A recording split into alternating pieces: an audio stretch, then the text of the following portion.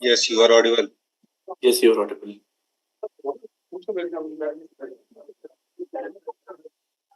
मैं बुला के ला रही हूँ।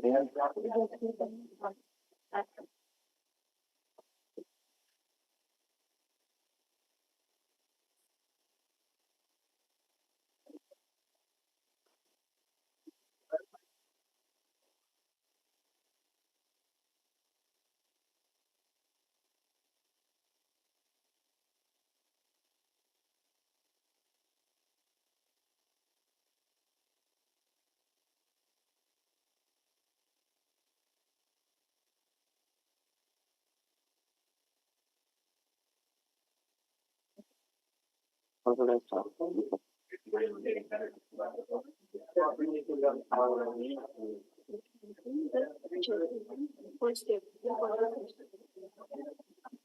morning.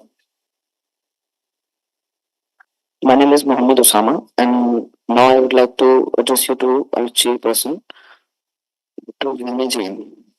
Dr. Vini Jain is working as an associate professor in operational research at Deen Dayal Upadhyay College, University of Delhi. She has several research paper publications in various reputed national and international journals. Her research areas of interest are analytics, supply chain management, portfolio optimization, and inventory management.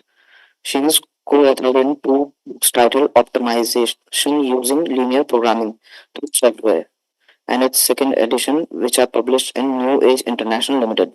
She contributed to one chapter on optimal section on risky assets in portfolio using clustering, deep learning, and backend heuristics. Book entitled Advance and Application in Mathematical Science. Ma'am,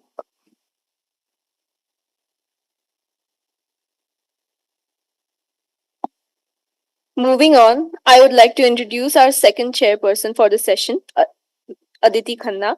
Dr. Aditi Khanna started her academic career with the University of Delhi in 2007. Currently, she is working as an associate professor in the Department of Operational Research at the University of Delhi. Her research interests lie in the areas of inventory and supply chain management, production planning and control, sustainable development. She is a life member of the Operational Research Society of India. She has published several research papers in international journals, including the Journal of Cleaner Production, Business Strategy and the Environment, Management of Environment Quality, Applied Mathematical Modeling, Operational Research, etc. She is a member of the editorial board for Green and Low Carbon Economy, an editorial review board member for Amity Journal of Operations Management, and has served as a guest editor for special issue of Emerging Trends in Inventory, Supply Chain and Reliability Modeling in Yugoslav Journal of Operations Research.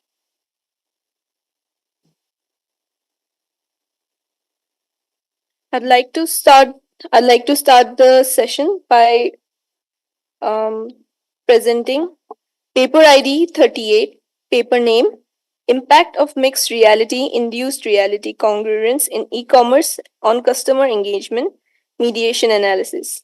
Authors Pooja Deswal, Pranay Verma, Jasbir Singh.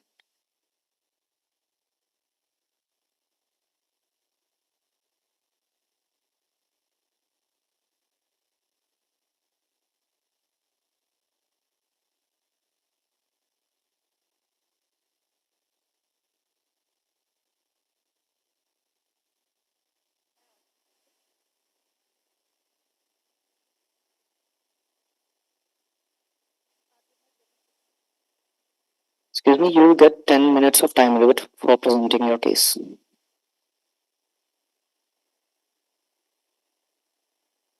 Ma'am, you can unmute yourself.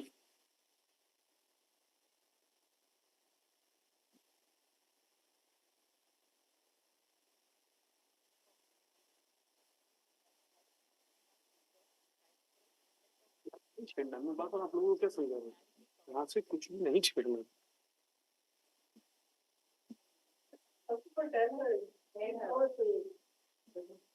Ma'am, you're not audible.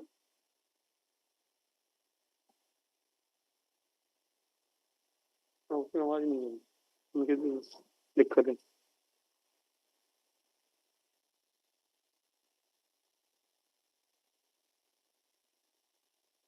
Am I audible now? Yes, ma'am. Yes, ma'am.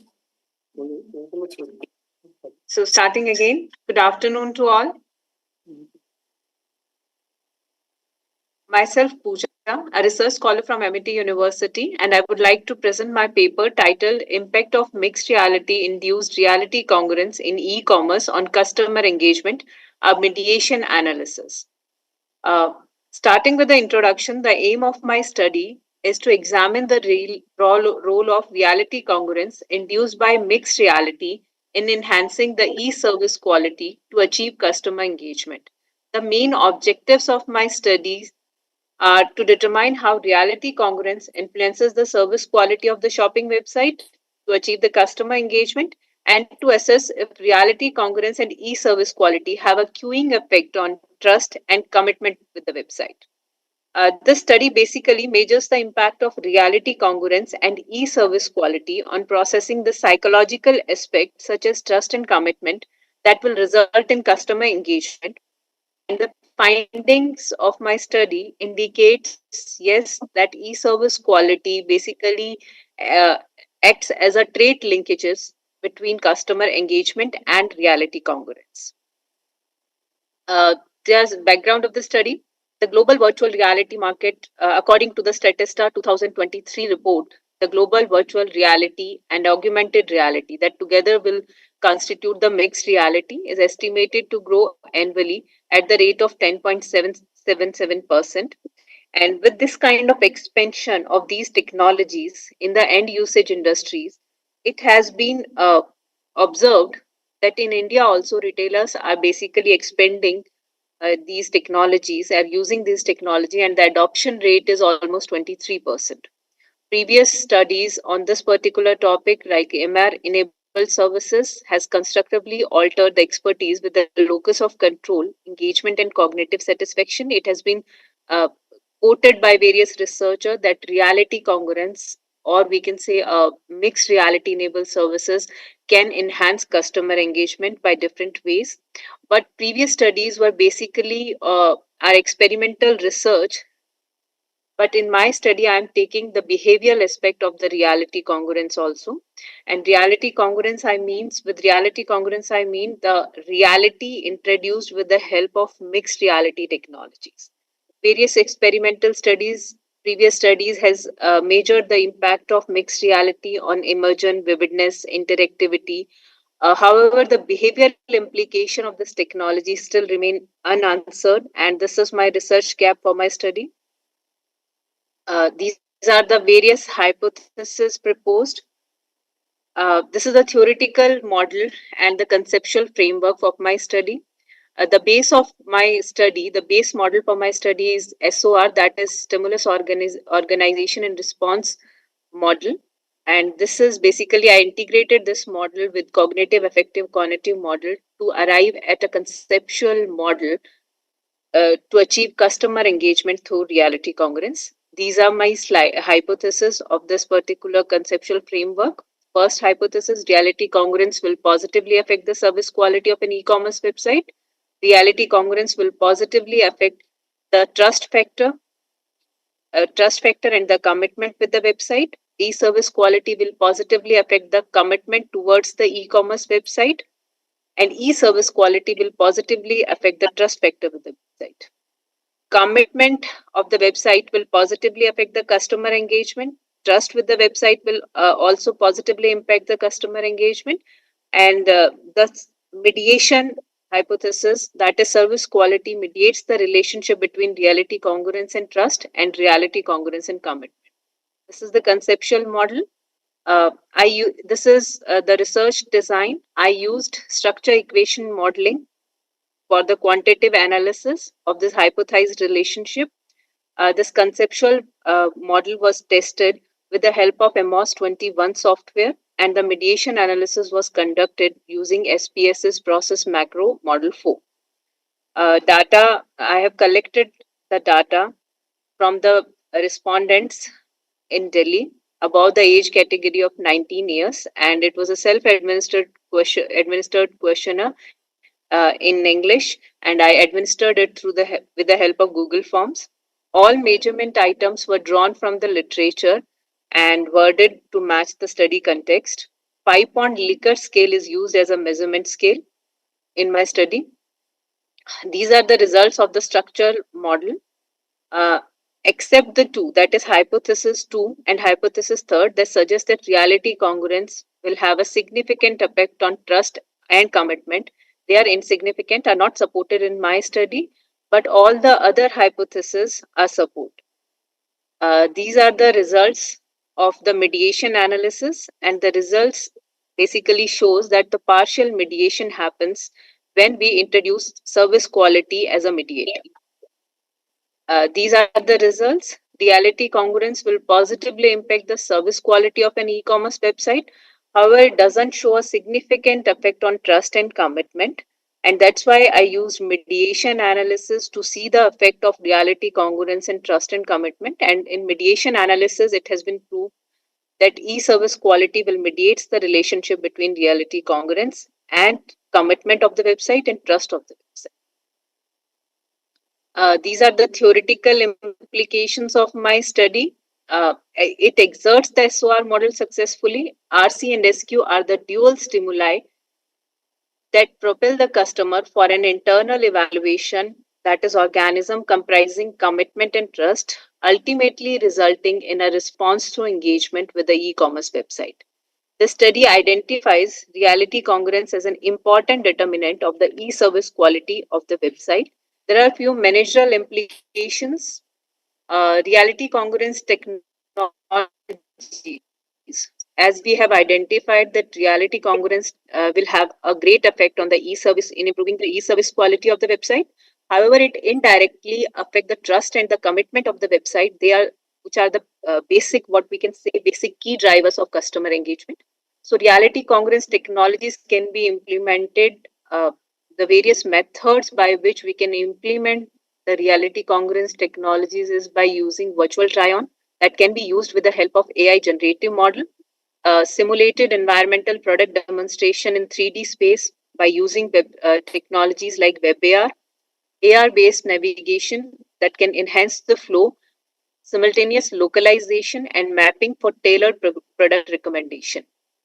And in another way, as we have identified in our mediation analysis, that e-service quality mediates the relationship between reality congruence and trust and commitment, which are the main key drivers for customer engagement.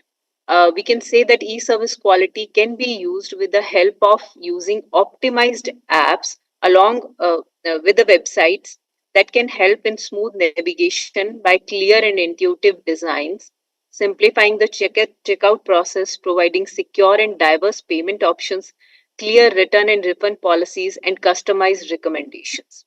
And by for improving trust and commitment, also we can use a personal narrative and a stimulated 3D environment that has been proved to enhance the trust and the commitment with the website. In the end, I would like to conclude that based on the findings, reality congruence results in enhancing the e-service quality and change the interacting trait linkage to achieve customer engagement. Reality congruence has been found to have a significant indirect effect on trust and commitment mediated by the service quality. This empirical study asserts the SOR successfully and underscores the emphasis of RC in generating a greater sense of engagement. The study also demonstrates the rationale of customer engagement associated with the MR-enabled e-commerce website, thus synchronizing the previous studies reporting mixed reality features in cultivating engagement by engrossing responsive customer support, quality information, personalization, and consistent communication. These are the few limitations and the future research ideas, yeah, including we can include other independent variables other than the RC that will enhance the e-service quality of the website. Secondly, it was conducted in NCR region only. So for generalization, for better generalization, this kind of research should be, the sample should consist some people or some respondents from non-metro cities also. Various constructs like hedonic value and utilitarian value constructs can also be used as a moderator and for to check the moderator and the mediating effects in this kind of model. These are the few references. Uh, I concluded. Any questions? Any questions?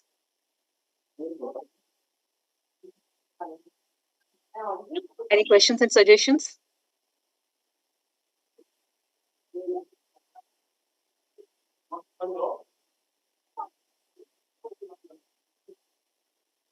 Hello, am I audible? Yeah, sure. Yeah, Miss Pooja, thanks for the presentation. From the audience, any questions from the audience? Okay, the limitation, the one of my question was covered in your limitation only. The what audience you have covered for your this question? So I And the think study consists of people above 19 years of age. So it's like from 19 to 35 because that is a millennial generation, and these kind of people are mostly using these interactive technologies. So study 80% of the respondents were from the age group of 19 to 35, and the rest 20% were above 35 years of age. and it restricted to only the NCR region. Yes, ma'am. Yeah. So can you tell me what is the difference between augmented and virtual reality? Virtual reality is basically, ma'am, when you have a virtual environment, when you feel virtual environment. I would like to quote one example. If you want to try up some dress or makeup, we can do it virtually without applying it on us. And augmented reality is basically creating your own virtual reality. For example, IKEA is using it. If we want to see what how this bed or how these curtains or how this thing will look into our room setting, so we can create our virtual reality on our own. So that is the difference between the two. Both are same, I guess, augmented or virtual. Matlab, how do I differentiate? Virtual reality means we can virtually try that kind of thing on us. And augmented If is we are using any, augmented is basically when you're creating your own virtual Right. environment. You can create your own virtual But environment. both are we are trying online virtually. So virtual, you gave me example ki we are putting on makeup and trying a dress. For augmented, what would be Yeah. augmented for the same concept? What would be See, the if we want to customize something, then augmented reality plays its role. In automobile industry, we are using it in augmented reality. Even the furniture and this paint industry is using augmented reality. so the If market you is want to see how personal. this thing will look in, Matlab, the segment, the categories are different because virtual you are saying giving example for an individual. For augmented, you are giving example for the furniture or the interior areas and that thing. yes, ma'am. Yes, ma'am. Yes, ma'am. Okay. So, matlab, what exactly is the contribution of your study? What you have highlighted, what you have found, which was not earlier present? Ma'am, actually, previously in previous studies, we talked about how these kind of technologies like virtual reality and augmented reality are beneficial for creating a very good customer environment or customer experience. But the basic thing is, according to my study, reality congruence or these technologies are not directly enhancing the customer engagement or the behavioral aspect. If service quality is present, then only reality congruence basic, or we can say behavioral aspect, only if there is a proper service quality or the service quality of the website is maintained. Okay. Can you give me examples of that websites or online platforms that you are investigating? Matlab, you have got the questionnaire filled with some people. So, for which Yes, ma'am. perspective? Amazon is using it, ma'am. Haan ji, ma'am. Matlab, you have considered only one shop, the online platform, or many online platform? There are many online platforms as such, but there are certain apps also. So, But when like you are getting Snapchat is, but when you're getting the data filled by the customers, so yes, suppose customer one is using Amazon, customer two is using some other platform, customer three is using some other platform. So how the results can be, conclusive? How we can conclude if we are covering the customers across different platforms? It should be considered taken from, I think, one platform, then we will get some fruitful results. Did you get my question? Actually, in extended form, Amazon is only the website that is using it. Pardon, ma'am. Can you repeat your question, please? The questionnaire that you have got filled, the customers, which customer you have focused? Matlab, they are using which platform? Different platforms or only from one platform? Ma'am, different platforms. Like, But maximum respondents were using Amazon because it is like a multi-product category kind of thing. I haven't uh, but the restricted parameter, myself to a single category. Yes, ma'am. if you are using different platforms, the parameters would be different. It cannot be the same, I suppose. For an Amazon customer, the criteria, the things would be different. And if I go to a Asian shop, some platform, the criteria or the parameters would be different. They are entirely different. I think you should look into this area matlab, when you're conducting the research. So this is a suggestion because you should focus on certain type of similar platforms where the criteria or parameters match. Otherwise, it would be, I think, not. We will not get conclusive results. Okay. Thank you. Thank you, ma'am. Thank you for your suggestion, ma'am. Hello. Haj- So, Ms. Yes, Pooja. ma'am. Yes, ma'am. So, what is the difference between mixed reality induced and mixed reality congruence and reality congruence? Ma'am, mixed reality is a mixed reality is basically combination of virtual reality and augmented reality. and And congruence is only augmented reality. What you are no, talking? ma'am, reality congruence is basically I have taken actually in the questions I was not asking about the mixed reality. I was simply asking about whether the 360 view, just an example. If you will get to know the 360 view of the product or the functioning of the product in a video form, would like to buy that product, or would it will add to the your trust factor or commitment? So, question like this was asked not regarding the uh, technologies, not regarding the virtual reality and augmented reality as such. I use the terms like if you can feel the product, or if you can see the product in the 360 view. So basically, reality congruence means it's real world, near to the reality. And it's a coined term, reality congruence. And mixed reality is basically it's a combination of augmented reality and virtual reality technologies. No, what is the difference actually? But how will you implement both of these? Reality congruence is basically near to reality. So how will you implement near to reality? This is also through virtual reality and all these things, right? Through videos and all. If the customer can, if I want to buy a dress and he is able to look himself in that particular dress, then it gives him a basically real picture how he will look like in that dress or she will look like in that dress. So this is you are introducing reality into his get up basically after Yes, that buying that product. So what is the difference between mixed reality and reality? That's what actually I wanted to know. ma'am, mixed reality is basically the it's a term that is used for combination of technologies like AR and VR. If we will combine both the technologies, the term is coined as mixed reality. Reality congruence is the construct of my study that is basically representing the behavioral impact of these kind of mixed reality technologies. Reality congruence is basically in virtual environment. If we can in virtual environment, if we can feel like a real environment, that is the basic I would say the disadvantages that lies with the online shopping is that we cannot feel it, we cannot touch it. There is a difference between the real environment and the natural environment. So with the help of these kind of technologies, we can basically create a real environment. These are the technologies for introducing mixed reality, right? Mixed reality is a technology for introduction of reality congruence in the online website. You are a little bit confused about it, I think. Okay, what is the sample size of your study? 340 respondents. 340 respondents. So I you got 362 responses, but after data screening, I left with only 340 responses.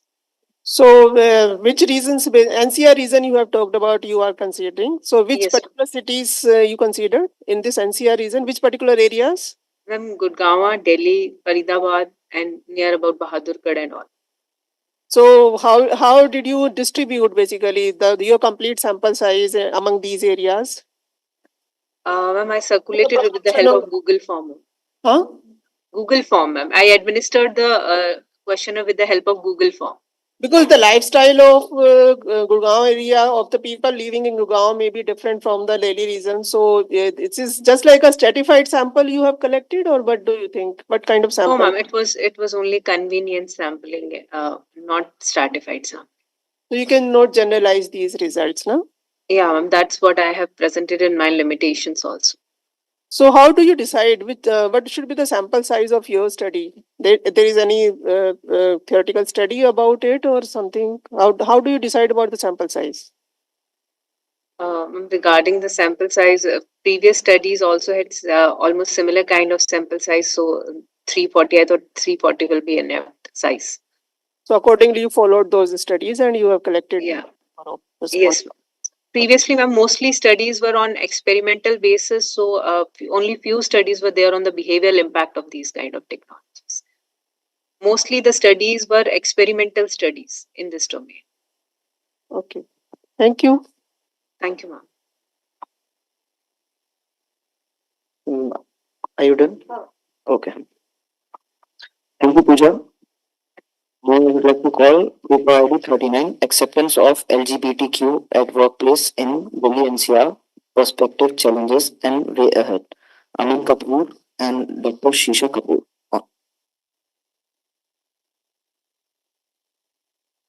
Good afternoon, everyone. Am I audible? Yes, sir, you are audible, and sir, you have 8 minutes to present your case. Okay.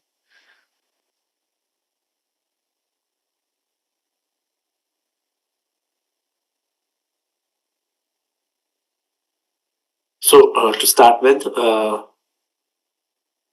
it is about the acceptance of LGBTQ plus at workplace in Delhi NCR, perspective, challenges, and way ahead. I'm a PhD scholar, and my guide is Dr. Shikha Kapoor, a professor with MIT. The purpose of the paper is to examine the understanding of the inclusivity issue around the LGBTQ plus community at the workplace in Delhi NCR. As far as the design and the approach methodology is concerned, in order to comprehend important topics like satisfaction level, discrimination, and social exclusion, an exploratory study was carried out.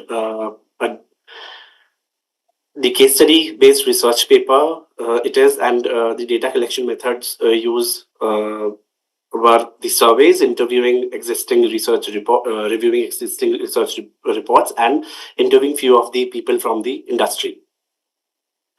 So the major research objectives will become to understand the general level of acceptance for LGBTQ plus community members within the workplace, how they determine the obstacles and difficulties encountered by the community members in these environments, and what approaches and measures that organization can implement to support the inclusion of the community itself.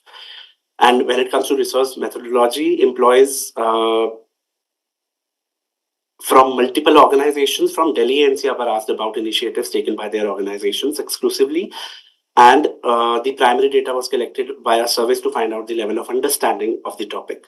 Plus, primary data was also collected via surveys around the satisfaction levels, discrimination, and social exclusions of the community members. There were few blogs that were referred to, plus there were few sites which were referred to. I should jump on to the limitations. Considering it's a delicate subject, people are not very comfortable discussing about the subject, and also the community members are hesitant enough to, disclose their confidentiality, and they do not want to voice it. Hence, the limited scope of the sample size constrains the extension of the results to a wider demographic. Plus, the nature of a case study focused research paper, it does not adhere to a rigid experimental methodology, considering it's a very, very sensitive and a niche forum that I am addressing to. People are really not very open to answer the questions or even attempt the survey. Hence, considering people who are out and a little who are courageous enough to answer the questionnaire, I was able to, collect the data from approximately 30 people from the community itself via different forums. So, as an introduction, inclusion basically means every person should feel accepted to express their opinions and their identities and feel safe when they do so. An exclusive environment will always help develop everyone personally and professionally. So, without inclusive work environments, so many LGBTQ plus young people feel isolated or even unwanted at the workplace.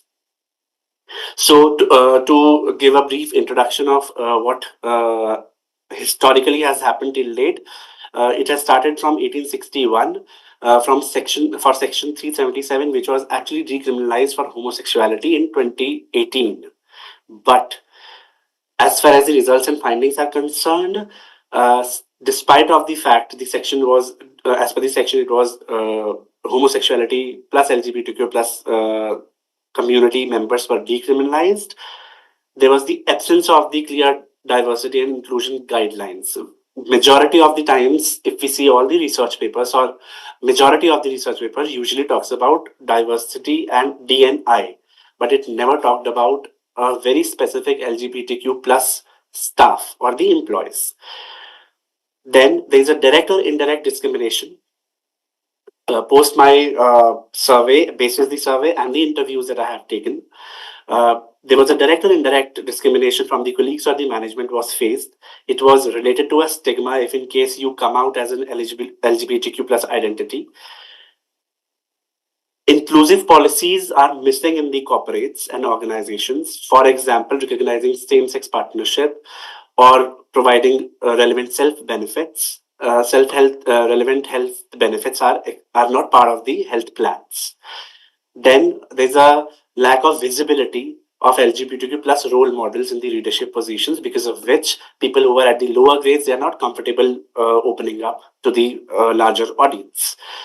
Then when it comes to transgender individuals, discrimination based on their gender identity or expressions makes it difficult for them to come out. Then a fear of negative consequences of coming out at the work place can lead LGBTQ professionals to conceal their identities. This is one of the major challenge for them to come out. As far as the survey is concerned, people are not very comfortable because they are more concerned that how they will be, how people will deal with them. The entire intention of the people looking at them will, or perspective of people looking at them will change if in case they will come out. And also, harassment and bullying is a very, very common incident that they feel at the workplaces, wherein the major reason is jokes that are being cracked on them, on the community, which also finally lead to their mental health issues, wherein increased stress and anxiety are the major things that are seen. With this, there's another perspective that has come out from the people I have interviewed in different organizations, that the younger generation in India, in many parts of the world, and in many parts of the world, are often exposed to the global perspectives on the social issue of LGBTQ inclusion. Plus, from the start only, the education system is like that they call out on these gender and sexuality issues more often, and hence the younger generation in India are more keen to adapt these people, and the acceptance level of the younger generation is higher than the rest of the generations. As I've already mentioned, approximately 30 professionals from the LGBTQ community across 10 industries were surveyed, and rest I was unable to get any information from, because they all are reluctant to reveal their confidentiality, plus also they were not very open to fill in the survey and answer the questions. So 70% of the organizations do not have LGBTQ support groups. So 60% of them, they do not know anybody from the professional background from the community. 70% people said they faced workplace discrimination, and 10% was satisfied in their professional lives at the workplace. So a few more inferences wherein 70% people think that people will treat them differently if they come out. So can you please wind fast? Yes, I'm almost closing it. And also have heard things that jokes and statements from peers makes them even more vulnerable to not coming out. And at the last, support groups is something that LGBT community is very, very, they think that the support groups will help them revive this challenge at the workplace. Few corporates that are taking initiatives are Tata Steel's, Godrej, Infosys, Accenture India, Tech Mahindra, IBM India, Wipro, etc., wherein they are actually, inculcating the inclusive policies, and they are doing cultural engagements, employee resource groups, and comprehensive D&I policy reforms are being done. So this was the review of literature, from wherein I have seen the information that majority of the things are discussed on the D&I, but less discussions are done on the specific community of LGBTQ. So with this, I am done, and I'm open for questions and suggestions and improvements, if any. Thank you, Dr. Aman. Hello. Yes, ma'am. We have chosen a very niche area. Nobody basically talks about LGBT community, and you have talked about it. So, do you think in our Indian society this LGBTQ community is recognizable? Do we recognize these communities? I think in Indian government has also not recognized these communities in India. Yeah, that is the challenge, ma'am. Despite of the fact, if in our society that these communities do not exist, then how you can think Exactly. about giving them space in education system or something like that in job and industries and all? Yeah, exactly, ma'am. So basically, despite of the fact this has been decriminalized in 2018, people actually, if we see the history and post the decriminalization, there have been many initiatives taken by the industries wherein they have made the inclusive policies. And considering that the acceptance level is going, becoming better, but as you have already mentioned that the acceptance and the Talking about you have collected data from LGBTQ community from industries. People talked about this Yes. and they told you Yes, they ma'am. belong to this Yes, community. Yes, ma'am. If in case we see this, I have mentioned that 70% of the organizations do not have the LGBTQ support groups, but 30% does. Wherein before the decriminalization of 2018, we hardly see any support groups in the organizations. So when we see it has moved towards 30%, I think, and I have listed down the companies' name who have taken the initiatives, I think we are getting better. And 30 professionals actually talked about it. So yes, we have been improving. And in fact, I feel this is not a relevant study in Indian context, basically, because these communities do not exist in our society. Then there is no question of giving them space in the education system and all. And these So are 10 industries. This is industries or companies, basically. this is the industries. So the consulting industry, the telecom industry, the services industries. So basically, these are few industries that, in fact, the professional from a government industry has also filled in the survey. So yes, it is from the industries, and the acceptance is getting very better. So I think considering it was not relevant in the yesteryears, but yes, it is getting relevant now because enough airtime. Sorry, ma'am.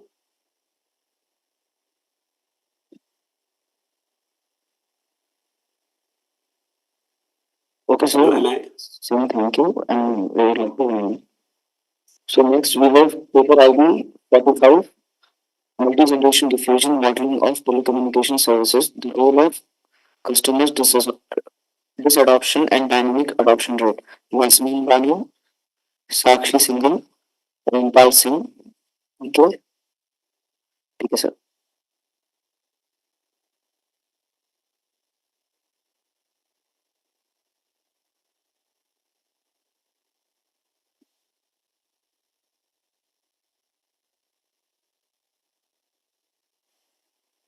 Am I audible? Yes, ma'am, you are audible. Okay. So good afternoon, everyone. I am Yasmin Bano, a PhD scholar. A PhD scholar in the Department of Operational Research, University of Delhi, under the supervision of Professor Ompal Singh. Today, I am here to present my research topic entitled Multi-generation diffusion of telecommunication service, the role of customer disadoption and dynamic adoption rate.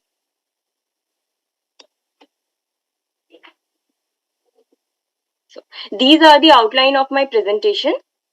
Following is the objective of my proposed study, where the aim of this study is to empirically investigate and predict the model that can successfully analyze the dynamic shift in the adoption rate with customer attrition in generation substitution of mobile technology. And using subscription data of 3G and 4G mobile network, the proposed model has been validated. Some of the introduction has been taken where the diffusion of innovation is widely used in management, and Bass in 1969 proposed a mathematical model to predict the diffusion of innovation, and presented by the following equation 1, where the buyers are categorized as an innovator and imitators, and NT represent the cumulative sales of adopters. Since many years, the product introduced during the past few decades have been services rather than the durable goods. Therefore, in services, a recurring fees is paid over a period of time or in the form of monthly basis, quarterly or yearly basis to access those services. In service, attrition term is important as customer may disadopt it later. Levi et al. Was first who introduced this attrition behavior in diffusion model presented by equation 2, and after solving this equation, following is the closed form solution provided by equation 3. Since with time we have seen that the technology undergoes improvements, and hence there is a chance to introduce a new generation who substitute one for the better quality and performance.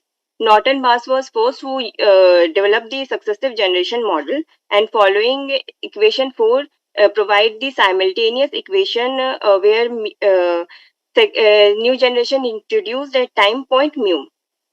Since the concept change point is introduced, where the change point is a sudden change in the adoption rate during the lifespan of a product due to several factors such as promotional effort, advertising strategies, entry of a new generation, exit or entry of a competitors. So we find the research gap which contribute to the present study. So based on previous literature, attrition is imperative in forecasting the subscription-based services. And there is research also done for multi-generation model. But no consideration has been taken place for service technology with customer attrition behavior. Also, there is a scarce in diffusion process that incorporate the change in the adoption rate of generation during the diffusion lifestyle. Therefore, following model have been developed where the present study analyze the diffusion of mobile network to predict the diffusion dynamics of mobile network services by taking a dynamic adoption rate along with customer attrition behavior in which exists in generation substitution, and computing the adoption rate to be dynamic in nature at some time point. An empirical analysis is carried out to validate the proposed model. These are the notations used to develop the model provided by table 1. And first we have formulated the generic framework for change point, where the mathematical representation formulation of growth of service, where if no change point has been taken, change point can be described by the equation 5, and after solving, the cumulative distribution function is represented by equation 6. Say on a similar basis, if if there is a single change point in this service technology, then we find that 8 mathematical formulation 8, and after solving, cumulative distribution function is provided by equation 9. On a similar basis, when there is 2 change point, following is the framework represented by the this slide. and where when n change point has been taken care of, then following will be the mathematical representation by following by the by this slide. For the proposed methodology, here we have used the multi-generation model. Therefore, using equation 4 and in the previous slide, we studied the generic framework of change point. Two cases arises. In the first case, we see that at the launch of a second generation, first generation will experience a change point. Therefore, the formulation therefore the mathematical formulation for growth service is described by the equation 17 for first generation, and for second generation it is described by equation 19, and the simultaneous equation of sales of services is provided by equation 20. And the second case arises when, due to the introduction of a second generation, the first generation experience first change point, and after some time, changing the marketing strategies, first generation experience second change point, and second generation will experience first change point. And following that, cumulative distribution function is provided by the equation 21 for first generation, and the equation 24 for second generation. Simultaneous equation of sale of services is provided by equation 26. These are the table 2 provide the two cases proposed model closed form solution, and from the literature and the model which are compared for literature review. For empirical analysis, two data set. Hello. Yes. Kindly come to your results, and you have to wind up in 2 minutes, Yasmin. Okay. What's your So, result? What are yeah. your findings of the study? Okay. So, the change point analysis has been considered. So from the result, we show that in the case 1, due to the introduction of a second generation, the adoption of first generation, the adoption process of first generation is decreasing. This is the result of case 1. And this is the result of case 2, where the adoption rate is decreasing due to the introduction of a second generation. But after some time, both the marketing, due to the change in the marketing strategies, both the generation experience the increment in the diffusion process. These are the comparison criteria result which provide the better result for the proposed two cases, and these are the goodness of fit curve.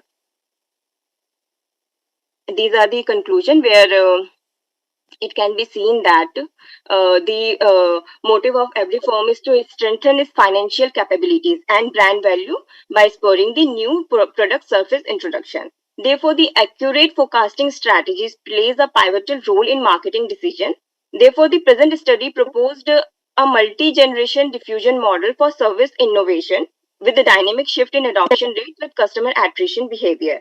And these are the managerial implication, whereby incorporating defection behavior and dynamic shift, the model approach allow companies to adopt more customer-centric approach, and understanding the customer attrition behavior, empower companies to implement proactive customer retention strategies. Therefore, the inclusion of change point analysis enable business to adapt rapidly to market trend and capitalize on emerging opportunities, and gaining competitive edge. These are the references used for this study. That's all by my side. Thank you. Any question and suggestions? Thank you, Yasmin. Yes, ma'am. Shown very big equations to us. Yeah. So can you just tell me, first of all, the gap which you were talking about from the previous study, your paper is having? Yeah. Okay, so can you just differentiate between the equations, what were developed earlier and what change you have made in your equations? Can you explain that equation to me? Yeah, sure. So in previous equations, my screen is visible? Not visible. Sorry? The screen is not visible.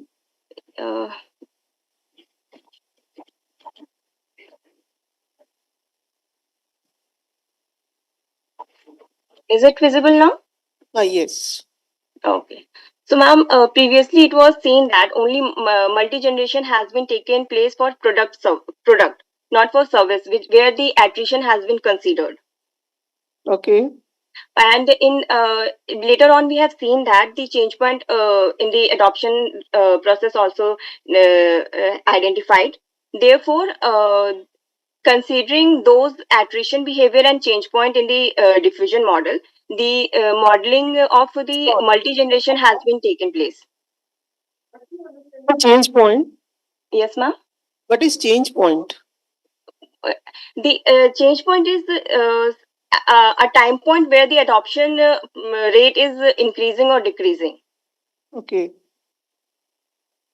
So if you include the service also, Yes, yes. then how your equation is changing? Here we have included the attrition rate. So attrition is basically in service. There is a chance that person don't like that service and may disadopt it later, because in service we have seen that a recurring fees is used in a basis of monthly basis, quarterly or yearly basis. So like service, Airtel service or another Yes, network want to adopt, in that case there will be a change, attrition rate from the. So yes, this ma'am. what you are talking about, you have basically made a difference into it. Sorry, I didn't get. What's the difference you have made from the previous in the previous research? So here we have taken the change point consideration in the adoption process, and in that we have used it in different multi-generation services. Okay. How you have solved these models? These are the differential equation, and using the mathematical differential equation, we have solved it. And how you have solved it? Differential equations were solvable. Yeah, this is solvable, and this is the closed form solution. Okay, closed form solution, but you are showing some other results, no? Numerical data also you took it, or just you have solved these Numerical data also I have taken it. from where? From Ericsson website. 3G and 4G dataset. Ericsson website only. Yes, ma'am. No other service. No other service. Ericsson website, 3G and 4G dataset, mobile network. Okay. So which software you used to solve? Okay, you have closed form solutions, so you put your everything over here and Yeah. SAS software. stat software you have used. SAS. SAS.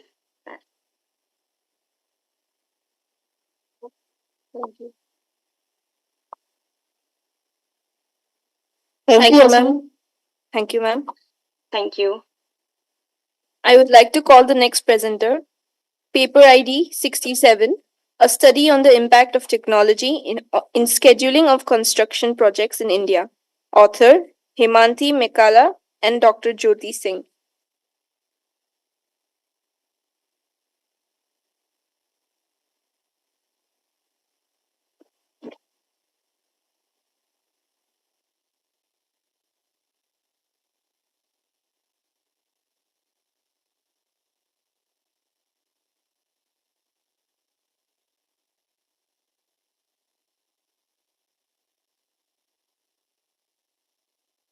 Good afternoon, ma'am. Am I audible? Yes, you're audible. Okay. So, the topic for my study is a study on the impact of technology in scheduling of construction projects in India. So, this is my agenda of the presentation. We'll start with introduction. So, in this slide, I've covered the main reason for doing this research is to understand the adoption of technology and how it will impact on scheduling. So first I'll identify the key variables, that is the factors that will have an impact in scheduling. So how will the adoption style be and the impact of technology? So to start with, first the research area was chosen and then the research title was decided. Few papers were studied and the research objectives were formulated. So, based on the research gaps, a questionnaire was prepared for data collection, and finally, the data was analyzed and presented.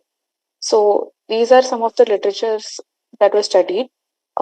So in the first paper, it spoke about critical path method and critical path method in combination with in combination with buffer management and critical chain critical path management. So uh, and also it spoke about the uncertainties and resource constraints. So next is project planning and scheduling. So in that paper it spoke about the involvement of risk management and how it impacts project scheduling. So the next paper was factors influencing construction project scheduling. So in that paper, the variables, that is the factors that will have an impact on the schedule, were studied. So in the next paper, on time on time delivery, budget delivery, uh, and other parameters were studied. So another paper spoke about the two most common project scheduling softwares, MS Project and Primavera, and how can they be used for project planning. Sorry. So the research gaps in each of the paper the first paper spoke about only in context to Indian construction projects, and it did not speak about the barriers and challenges. So the next was about why scheduling, what were the skills that were lagging for effective scheduling, and the importance of stakeholder. So another paper was about identifying the variables, so the tools and techniques in scheduling, and again the softwares. It's also about the integration of other project management software. So after seeing the research gaps, these are the objectives that have been taken for the study. So the factors that will be influencing uh, the adoption of technology for project scheduling and planning were to be studied. The adoption style, that is how the adoption can be done, what are the barriers they are facing, then to understand how technology will affect or will have an impact, if it's positive or negative. So, while doing the data collection, the major focus areas were about understanding the challenges, the current challenges, and the barriers that they had in adopting a software or a technology, and the benefits. So, what are the perceived benefits they will have, and which are the areas there will be a positive impact in software adoption, and how poor planning or scheduling, how much is the impact of poor planning and scheduling in project delays, and also the knowledge of software in a construction firm. So interest to learn and the current status of project planning. So the respondents were very limited. So these are the demographics of the respondents. So majority of the respondents were into site working as civil engineers, and the others were project managers. So most of them, as you can see, were experienced with experienced. So what is one of the objective? Delay in project completion was seen as a major reason was seen as a major challenge in poor planning. So now the factors that uh, that will be addressed by adopting scheduling software are represented here. So to start with, organizational project related factors like the project size, the complexity of the project, and cultural factors like the organization itself. So, what is the style of the organization? And lack of specialization means the presence of any particular planning team. So, integration with, so the next is technology. So, technology means how comfortable they are in adopting, and how the software can be integrated with other systems, the affordability of the software, Then the attitude or behavioral. So again, since the software has to be used in the organization, there is an issue with data privacy also, and the stakeholders must be understanding to adopt the software. So other factors like the general literacy of the software and government regulations, which will differ according to the project. So these are the positive impact that the that adoption of scheduling software will have. Any issues will be proactively solved, like delays or any vendor related issues or client related issues, and also better resource utilization can be done with scheduling softwares, and better communication, resource planning, decision making. So delays can be avoided, and cost of rework and other delays can also be cut. So to conclude, even though there was a knowledge of most of the project planning software like MSP and Primavera, there are there is no integration of other project management software. So that will also be taken for future studies. And currently, they are satisfied with the use, but ad- more advancements can be done. So um, and there is also an interest to learn in most of the professionals as per the data collected. So that mode of learning was also known. So the future area of study is planned to take under these categories, like what will be the value and cost effectiveness in using a software, and scheduling software, and the unique features that will attract users, and also integration of other project management tools. So that's it. Thank you. Thank you, Manti. Yes, ma'am. Basically, what you have done, you are basically saying that software technology should be used in construction project, right? Yes, ma'am. It reduces cost, it reduces the delay in project completion time of the project, and so on. But Yes, you ma'am. constraints like there are some constraints of data privacy and on so on. Dealing with the software, the people are not comfortable. This cannot be done. This is what you are saying.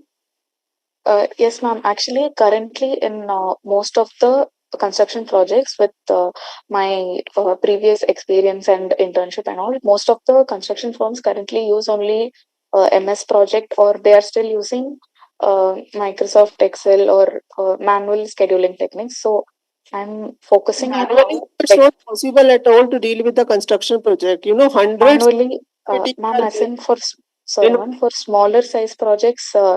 There is not a particular schedule that is being done. So I'm focusing on the importance of scheduling of projects and how technology, the advanced technological tools can be helpful. what is the meaning of advanced technology? Primera software or Microsoft project, these are not advanced softwares. And Using they software, are other, this is a very questionable thing over here. Without using any software, it is not possible to plan for the construction of any particular type of product. yes, ma'am. So You cannot in doing construction without, first of all, doing the planning through softwares. Hundreds of activities are there. There is a need to draw the network to find out the relationship between them. Unless or until you do not know which activity will schedule at what time, right? You cannot think of completing the project, monitoring the project, and anything. yes, ma'am. So The project even is determined through the softwares only when the complete project is all the activities are scheduled at the proper time, and then we determine what time it will be completed, and this cannot be done without using the softwares. yes, ma'am. So my major point is that software is being used, but the basic or the ones that were old in the industry are still being used. There are many newer technologies that were like there is Revit software. You can use that software for stakeholder collaboration also.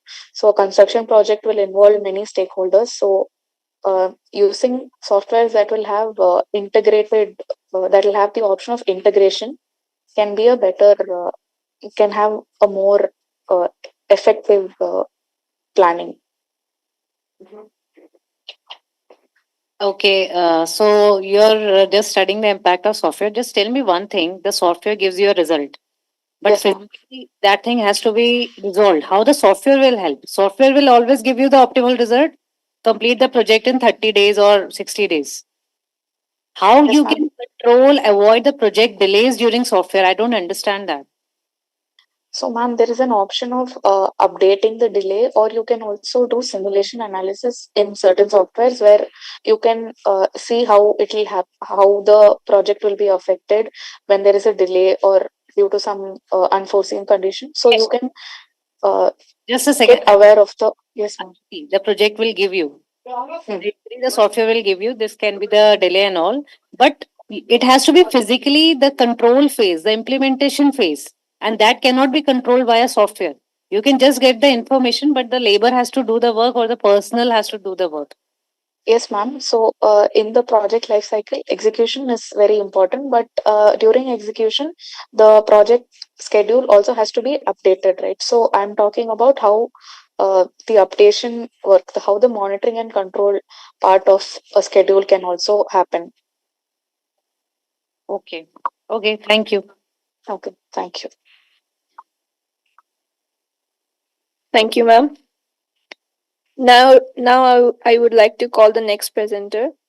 Paper ID 3, a, a bibliometric analysis of social media use for personal learning outcomes using BiblioShiny and VOS Viewer. Authors Gauri Shankar Sharma, Nagapavan Chintalapati, and Pradeep Verma.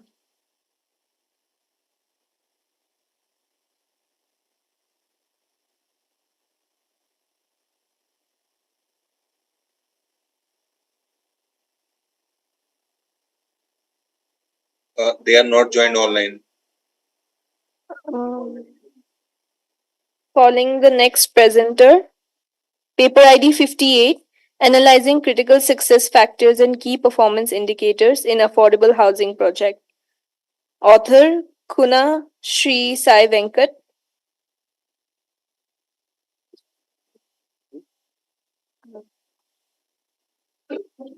Critical Success Factors.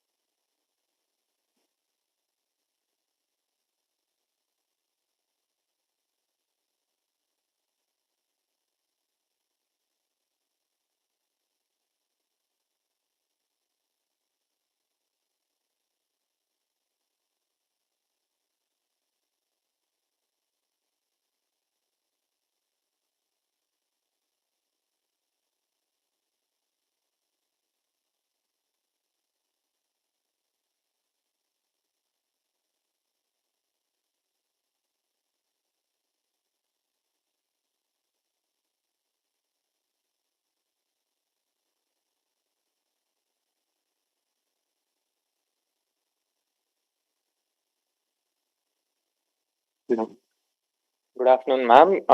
Today my name is Sai Venkat, and today I'm here to present my conference topic, which is critical success factors and key performance indicators in affordable housing. Ma'am, Royal Institute of Chartered Surveyors, we study that, ma'am. That's a part of Amity, but it's a different organization, ma'am. Yes, ma'am. Yes, ma'am. Yes, ma'am.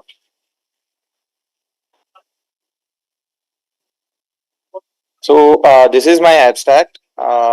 So coming to the critical success factors, here we will be determining what factors are those which affect critically for the success of any housing project, specifically the affordable housing, and what are the key performance indicators that would be helping them to gain the success. So we are specifically we have done the analysis only for the NCR region of Delhi. From the abstract, we can find these keywords. They are like funding of finances, government regulatory compliance, quality of construction, and innovative design and technology. As we are limited to time, I would like to show what are the analysis that we have got. This is the market size of the real estate India. As we can see, the data from 2017, the market size in India is 120 US in dollars in billion, and 2020 it's 180, and the projected values for 2025 and 2030 are 650 and 1000 USD respectively. So from the literature reviews, few key points that we have observed are financial resources and key performance indicators, government regulatory compliance, quality of construction with respect to key KPIs, innovation, design and technology, affordability and accessibility, and KPIs and housing projects. So related to our research domain, we have observed these factors are those which are affecting. So this is derived from the literature review. And as a part of our research, we have had a sample size of 234. We have used clustering sampling. Total number of sites that we have included are 12. They belong to the NCR region. From the data analysis, like the profile of the respondents, we want to figure it out.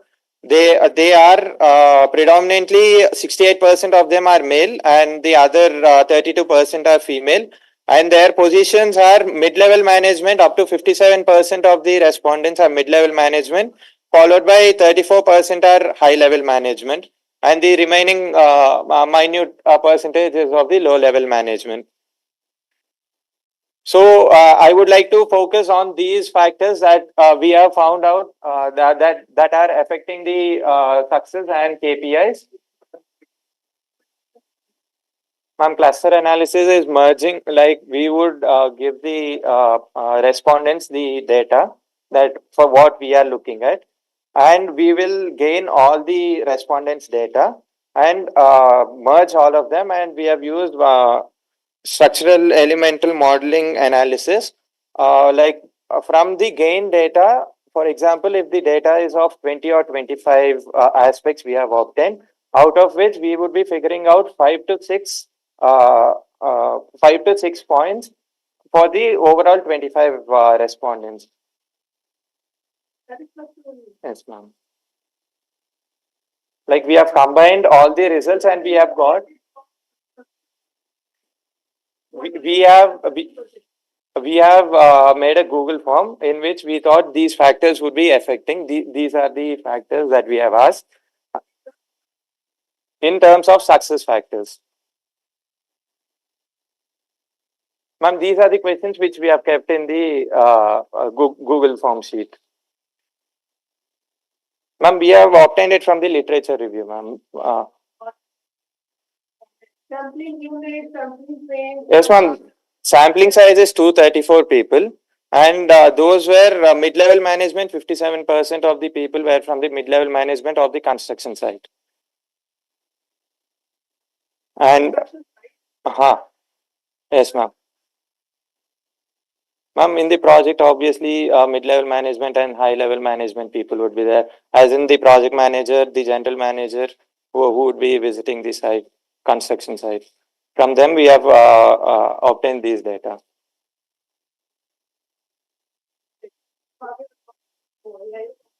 Yes, ma'am.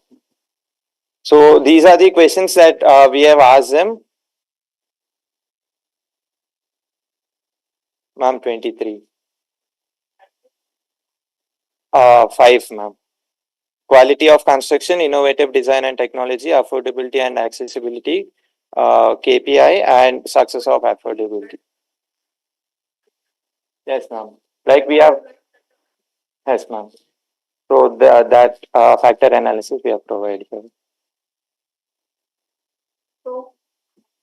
Ma'am, from that, what we could conclude from the analysis is that managerial implications and scope of the affordable housing, and like what are the limitations that are there. We have found out few important aspects, that is like funding of finance. Managerial implications are a major role in the affordable housing, that these would be the critical success factors for any project in India, ma'am.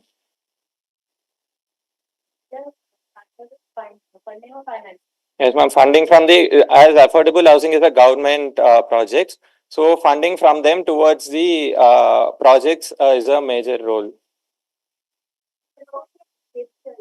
Yes, ma'am. Ma'am, KPIs are this FMGC, QOC, IDT, and ANA are obtained from this, ma'am. QC is quality of construction. IDT is innovative design and technology. Then AA is affordability and accessibility. So these few things were obtained from that data, and we have done the factored analysis with the help of our guide.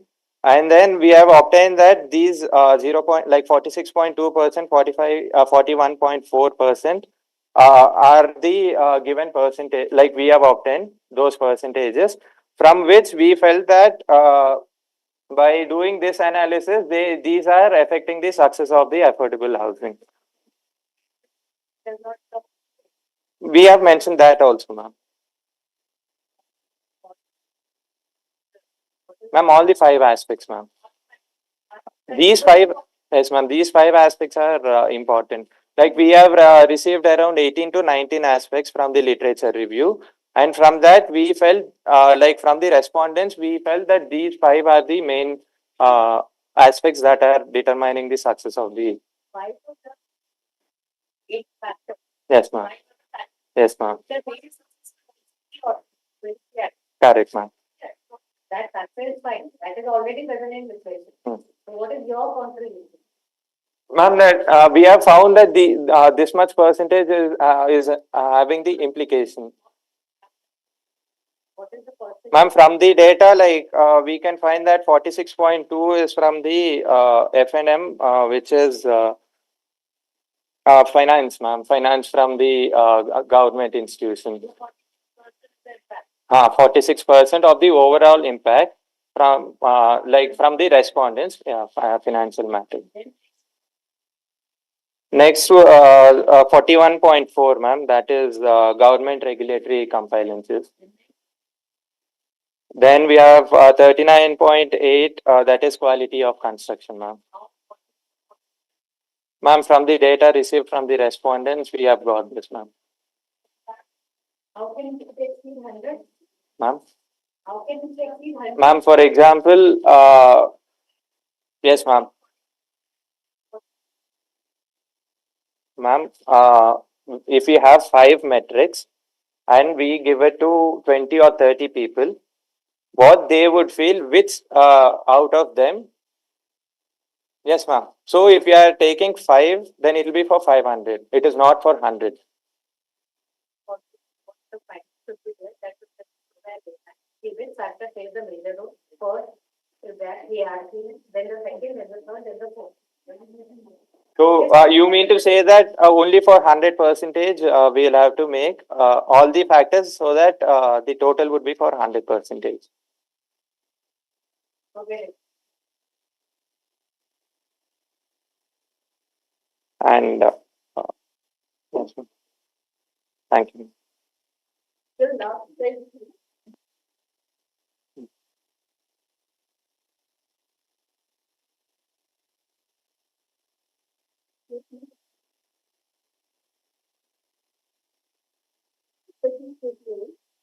Ma'am, our guide has helped us. Our guide has helped us with the PLS SEM, ma'am, structural equation modeling. Structural equation modeling. Like we were not much aware of the software. We have asked our guide to.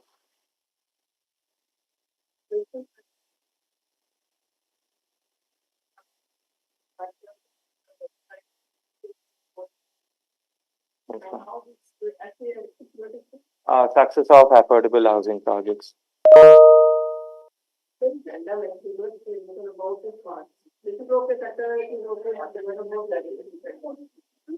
We mean to say that these KPIs would be helping for the success of the affordable housing.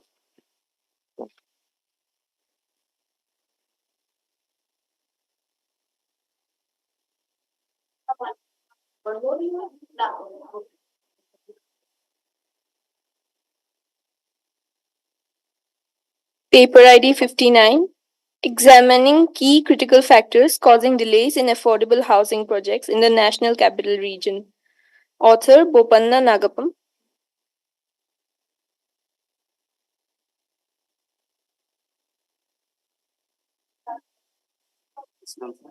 इसी में ही ये वाली नागपुर वाली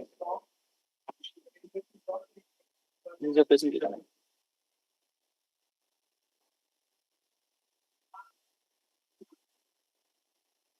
इसके बाद देख हाँ ठीक है Yes, ma'am. Yes, ma'am. Construction product management and quality survey. Mic दे दो ना मैं इनको पूछ रही हूँ और लाइव में जाना Yes, ma'am. Ma'am, how many graduate students? From 2013 years old. It is running from 2013. But it is international, ma'am. It was adopts in 160 years ago, ma'am. What? 160 years? RSCS was established 160 years ago, ma'am. Achha. 160 years ago it was established? Yeah. In India, it came, it is from London, ma'am, UK. Okay. In India, it came on 2013. They have tie-up with MT University. Okay. Now they are into MT University. They merged into MT University. So where is the campus of this? In the fifth floor, fourth and fifth floor, ma'am. Okay. Same block. MT University. Yeah, ma'am. So they take only one batch of the students for this? No, ma'am. From 2013, they are taking. They take one batch of the students only they take? No, ma'am. Three courses they provide. They 3 courses they provide. What are the courses name? Construction product management. We are from construction product management, ma'am. And construction estimation quantity surveying. Okay. And also real estate and urban infrastructure. So what do you study in this? In construction product management, we study about planning, scheduling, procurement, tendering. Okay. 1 or 2 management courses. So this is a 3 years course? Yes, 2 years course, ma'am. For 2 years and 4 6. Is the course? Yes, ma'am. We are in MBA. Okay. And they are having BBA course also, ma'am, for 3 years and 6 years. In BBA, we only have RUA, real estate and urban infrastructure. So what is the strength of this class? Previously it was 400 to 500, ma'am. But 400, 500 in one batch, ma'am. One batch? In this year, it was around 150.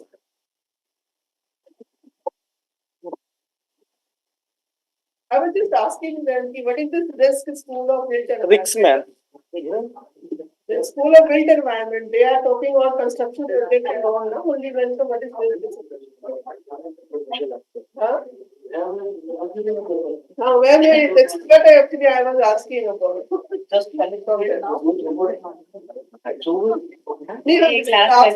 one, yes, invitation needs to, they deal with the real estate and all these construction projects. They are saying there are 3 courses are there in this, and the courses just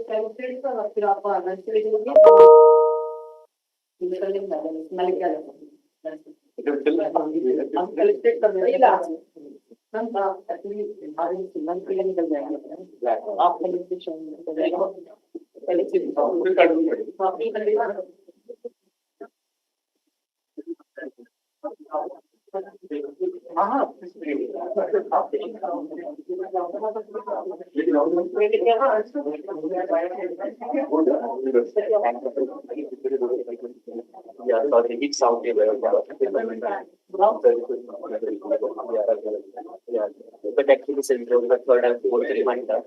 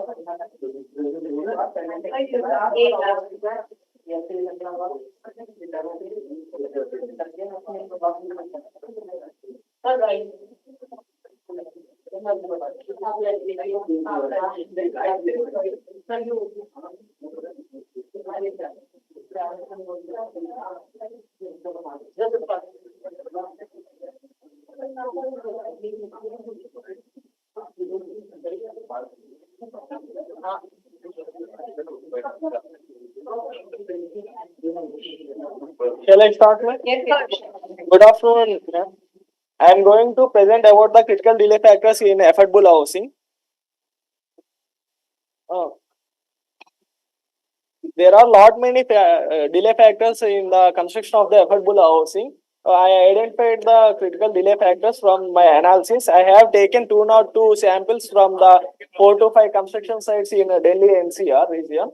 From that, I got 32 factors, delay factors through meta-analysis.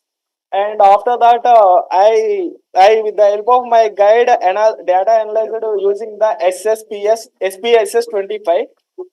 From that, I have got 8 critical delay factors. From that, PLS SEM research identified the main 4 critical delay factors. They are regulatory difficulties, labor management, financial challenges, and infrastructure development. Keywords are delay, poor planning, labor management, and infrastructure development utilities. Introduction. From the different research papers, I have taken the 32 critical delay factors. From that, I derived the critical delay factors by using PLS, SEM, and SPSS 25 softwares. You have already taken from the existing literature the 32 factors. No, ma'am. From the meta-analysis, I identified 32 delay factors. From that, I derived 8 delay factors by using SPSS. They are to identify the 32 factors. First of all, you have taken 32 attributes. From the literature review, I studied, I went through lot many papers, ma'am. From them, You identified your. You collected the data factors you had taken from the last papers, no? But you didn't collected the data from the site. Yes, ma'am. From the literature, you have collected the data or from the site? Both, ma'am. Factors he has taken from literature review and data he has collected from site. Primarily 32 factors, ma'am. After I derived 8 critical delay factors, ma'am. I made a Google form and sent to the sites with. Yes, ma'am. Regulatory hurdles are taken from the research study by Gupta and Sharma 2017, and land acquisition was taken from Padel and Singh. Financial constraints was taken from Ahmed and Khan. Construction and labor issues was taken from Wang 2021. Main objective of this research is to identify the critical factors causing delays in affordable housing project in the NCR region. I made the questionnaire with the 29 questions, ma'am, and I sent it to the 202 participants with the scale of rating 1 to 5. I have received the 20.3% of findings from the age group less than 28 and 21.8% from the age group 28 to 35 years, 18.31 from the 35 to 42 years age group, and 47.52% of graduates. So the demographic details come to the attributes, the main factors. These are the statements, ma'am. 29 statements, and factors are regulatory and permission process, land acquisition and zoning challenges, construction and labor challenges. For this, factor loading is 0.185 to 0.81, ma'am. And financing and funding issues, infrastructure development and utilities, changing economic conditions, SCM disruption, supply chain management, SCM, labor shortages and skilled workforce, critical delay factors. For this, we found factor loading, percentage of variance, and composite reliability and average variance extra actual from the PLS SEM analysis software, ma'am. These are the factor analysis is done by PLS, the HCM software. Yes, ma'am. Factor analysis. Yes, ma'am. Yeah, SPSS. Both, ma'am. Both से नहीं हुआ है. My- SPSS से factor analysis होती है, then it is confirmatory analysis done through HCM.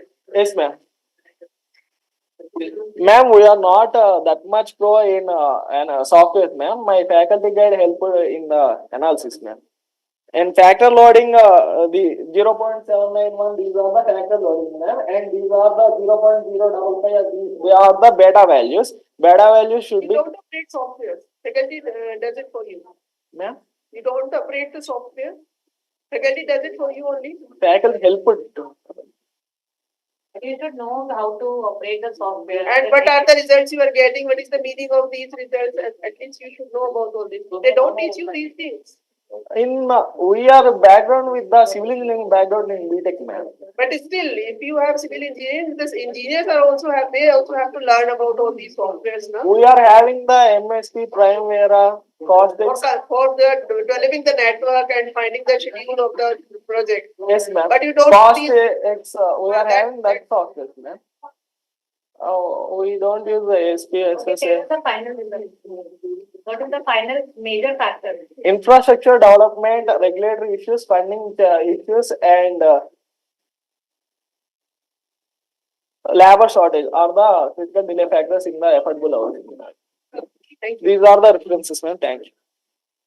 Thank you. Thank you, ma'am. So you are a civil engineer. Yes, ma'am. Where you did your civil engineering? to Hyderabad. Jane to Hyderabad. Hyderabad.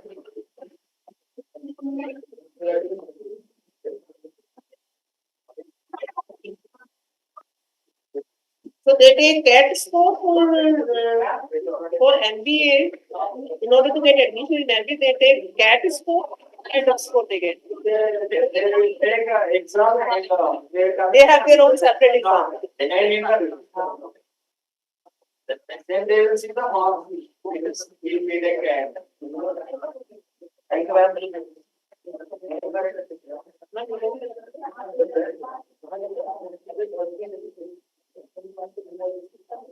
तो बेटा जितने लगभग भी करना हाँ वो एक दो को जाओ एक दो सर आगे ना कोई नहीं जा रहा है फिर लोग का जाओगे हम मैं उनको बोल दिया तो देखिए जो कहते हैं मुझे देगा you just take your certificate right all well yes sir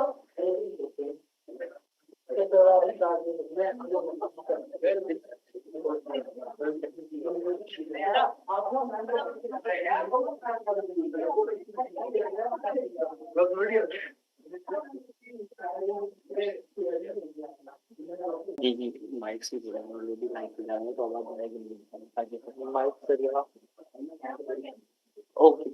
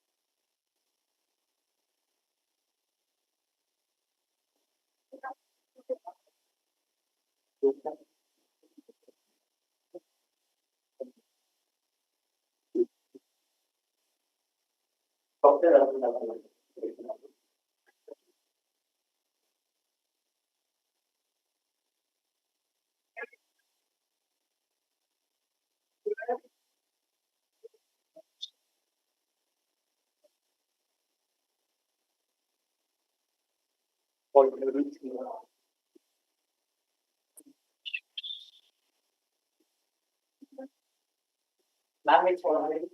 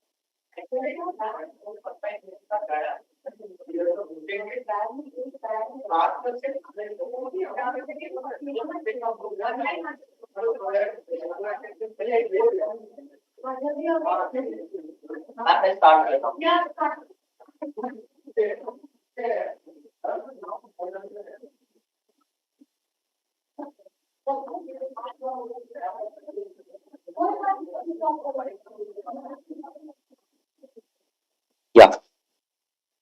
Am I audible to all the online participants?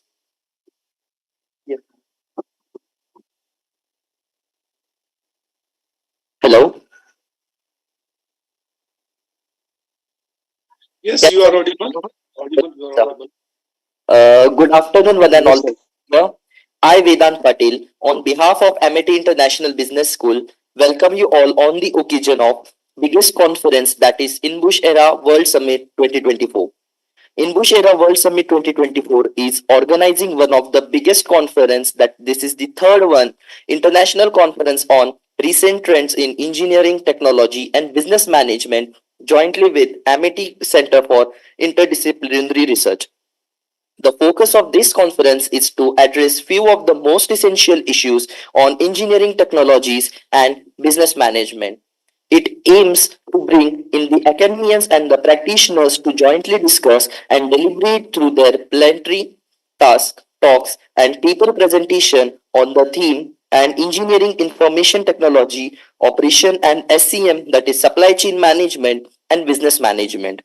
The conference will provide a common platform to foster research relationships between universities and industries. Now, here I would like to introduce our chair for the session, Innovation and Management, Information Technology, Artificial Intelligence and Machine Learning. Our first chair for the session, who have joined us online, Dr. Jagvinder Singh sir. Dr. Jagvinder Singh sir is an assistant professor in the Department of Operational Research, University of Delhi. He has completed his PhD as well as MSc from Department of ORDU. He has more than 10 years of teaching experience at the USME DTU and University of Delhi in teaching the students of graduation as well as post-graduation level. He has more than 30 research papers published to his credits at various reputed national as well as international journals. Some of them are published by renowned publishing houses such as Emerald, Taylor and Francis, Springer, etc. His area of specialization is mathematical modeling in software reliability and management science. He is also involved as supervisor and is guiding four of his research conference. Thank you so much, sir, for joining us. Next, our another chair for this session, Dr. Anuradha ma'am. Dr. Anuradha ma'am have joined us offline. Dr. Anuradha Singhal is an assistant professor at Shama Prasad Mukherjee College for Women, University of Delhi. She has done a PhD from Department of Computer Science, University of Delhi. She has 12 plus years of experience at Delhi University. Also, she worked as IT analyst with IBM India and has industrial experience of 4.5 years. Her research interests are information hiding, Stega analysis, machine learning, and deep learning, which includes all these particular topics. Before starting with this session, I would like to present our rules for the particular session. Speakers will present their groundbreaking research in engineering and technology management. Each will have 8 minutes for their talk, after which Master of Conference, that is MC, will send a notification to wind up, leading into a 2 minutes question and answer session. This format ensures a focused and interactive exchange of innovative ideas. Herewith, I would like to request paper ID 125, paper namely fractional order model for cyber attacks on IoT enabled cars, presented by Nivedika Kumari, Bimal Kumar Mishra. Over to you, ma'am.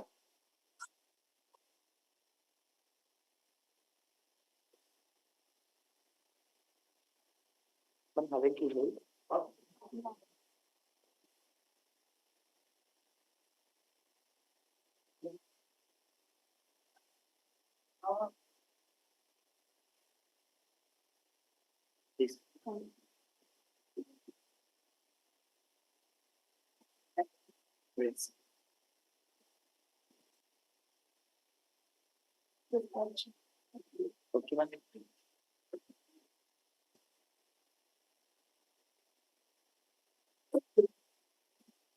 start?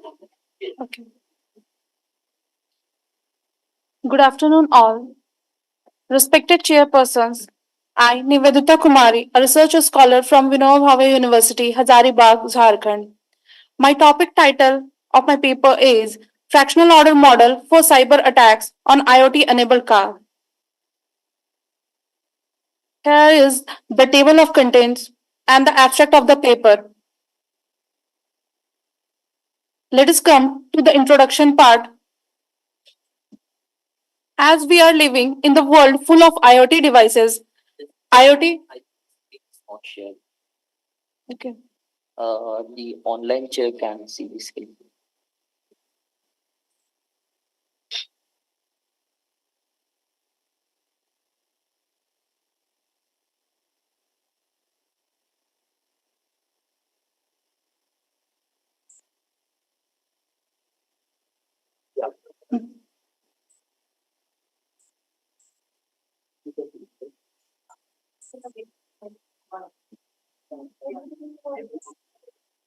As we are living in the world full of IoT devices, IoT here stands for Internet of Things, as we are very well known to the word IoT, one of the most promising technology that fulfill our daily need. A very shining example of this modern technology with the collaboration with the automobile industry is IoT enabled cars. The automotive industry, along with other sectors, witnessed essential developments that significantly enhanced the safety and performance of automobiles. As technology has saved our future in case of IoT enabled cars, hackers and fraudsters look for new ways to attack vulnerabilities in IoT enabled cars.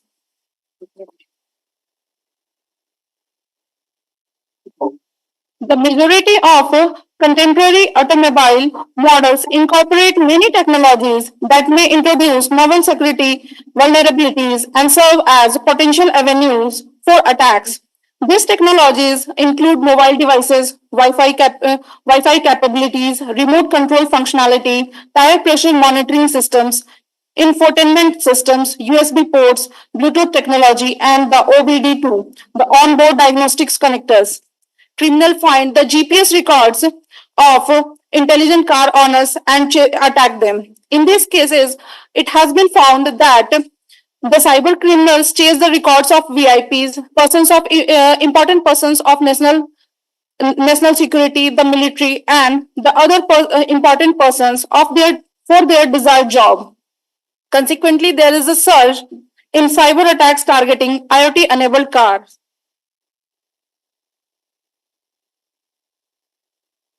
The occurrence of cyber attacks in smart automobiles is widespread and has reached in epidemic proportions.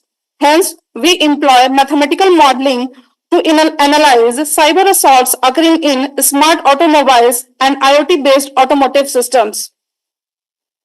As we know, there is an interconnection between epidemiology and cyber attack. So, we will define here for cybersecurity in the attack of sensors chips that is installed in inside the IoT enabled cars. We propose a mathematical model which is based on the concept of fractional calculus.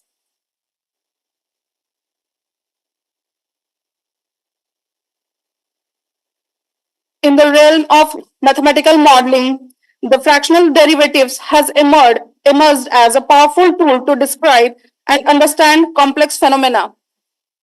The reason why we are using fractional derivative instead of ordinary derivatives, the simple answer is we will the fundamentally and mathematically, if we talk about this, ordinary derivatives as we use first order linear differential equation for modeling these types of problems. But using fractional means we take the order of derivatives between 0 and 1, like 1 by 2, 3 by 4, etc., instead of taking 1, thus giving more accuracy to the problem that we are dealing with. Here are some suggested readings through which we have met to this new concept.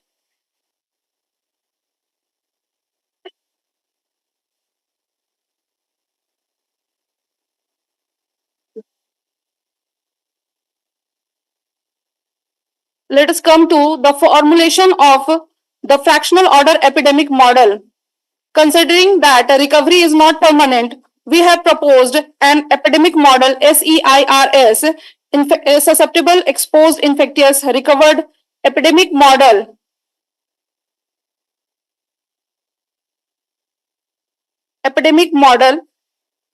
And the total population NT is categorized into 4 parts, that is susceptible ST, exposed ET, infectious class IT, and the recovered class RT.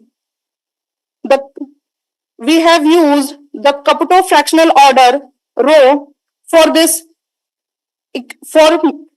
formulation of fractional order epidemic model. Thus, a Caputo fractional order SEIRS model is represented here by the following nonlinear fractional differential equation, which is given here. Here are the parameters of the model. The total population is given by the equation 2, and by the calculation we have found that limiting value of supremum NT t tending to infinity is less than equal to mu by lambda. This result has been done by considering an initial value problem and using Laplace transform and inverse Laplace transform for fractional calculus, and also using the sum properties of Mittag-Leffler function. And then we will find the model is bounded above, and the population that is categorized into the 4 parts are all non-negative, and the model is non-negative invariant. The reproduction number equilibrium points. The reproduction number, which is a non-dimensional variable that determines the nature of epidemiological spread. The basic reproduction number holds a significant importance for epidemiologists, as it provides a quantification of the anticipated number of secondary infections generated by an individual during their whole infection period when introduced into a group of susceptible individuals. We have used the next generation matrix method.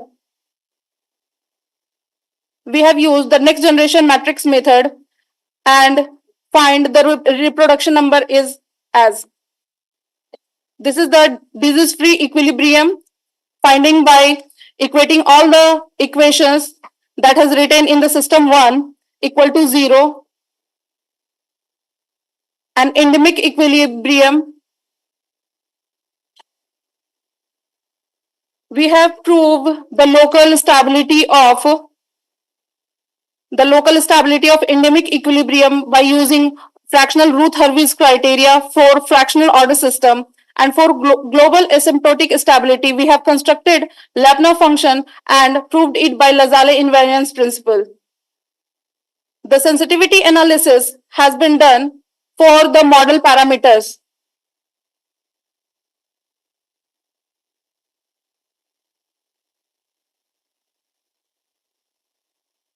This is the conclusion, what we have done. We have deployed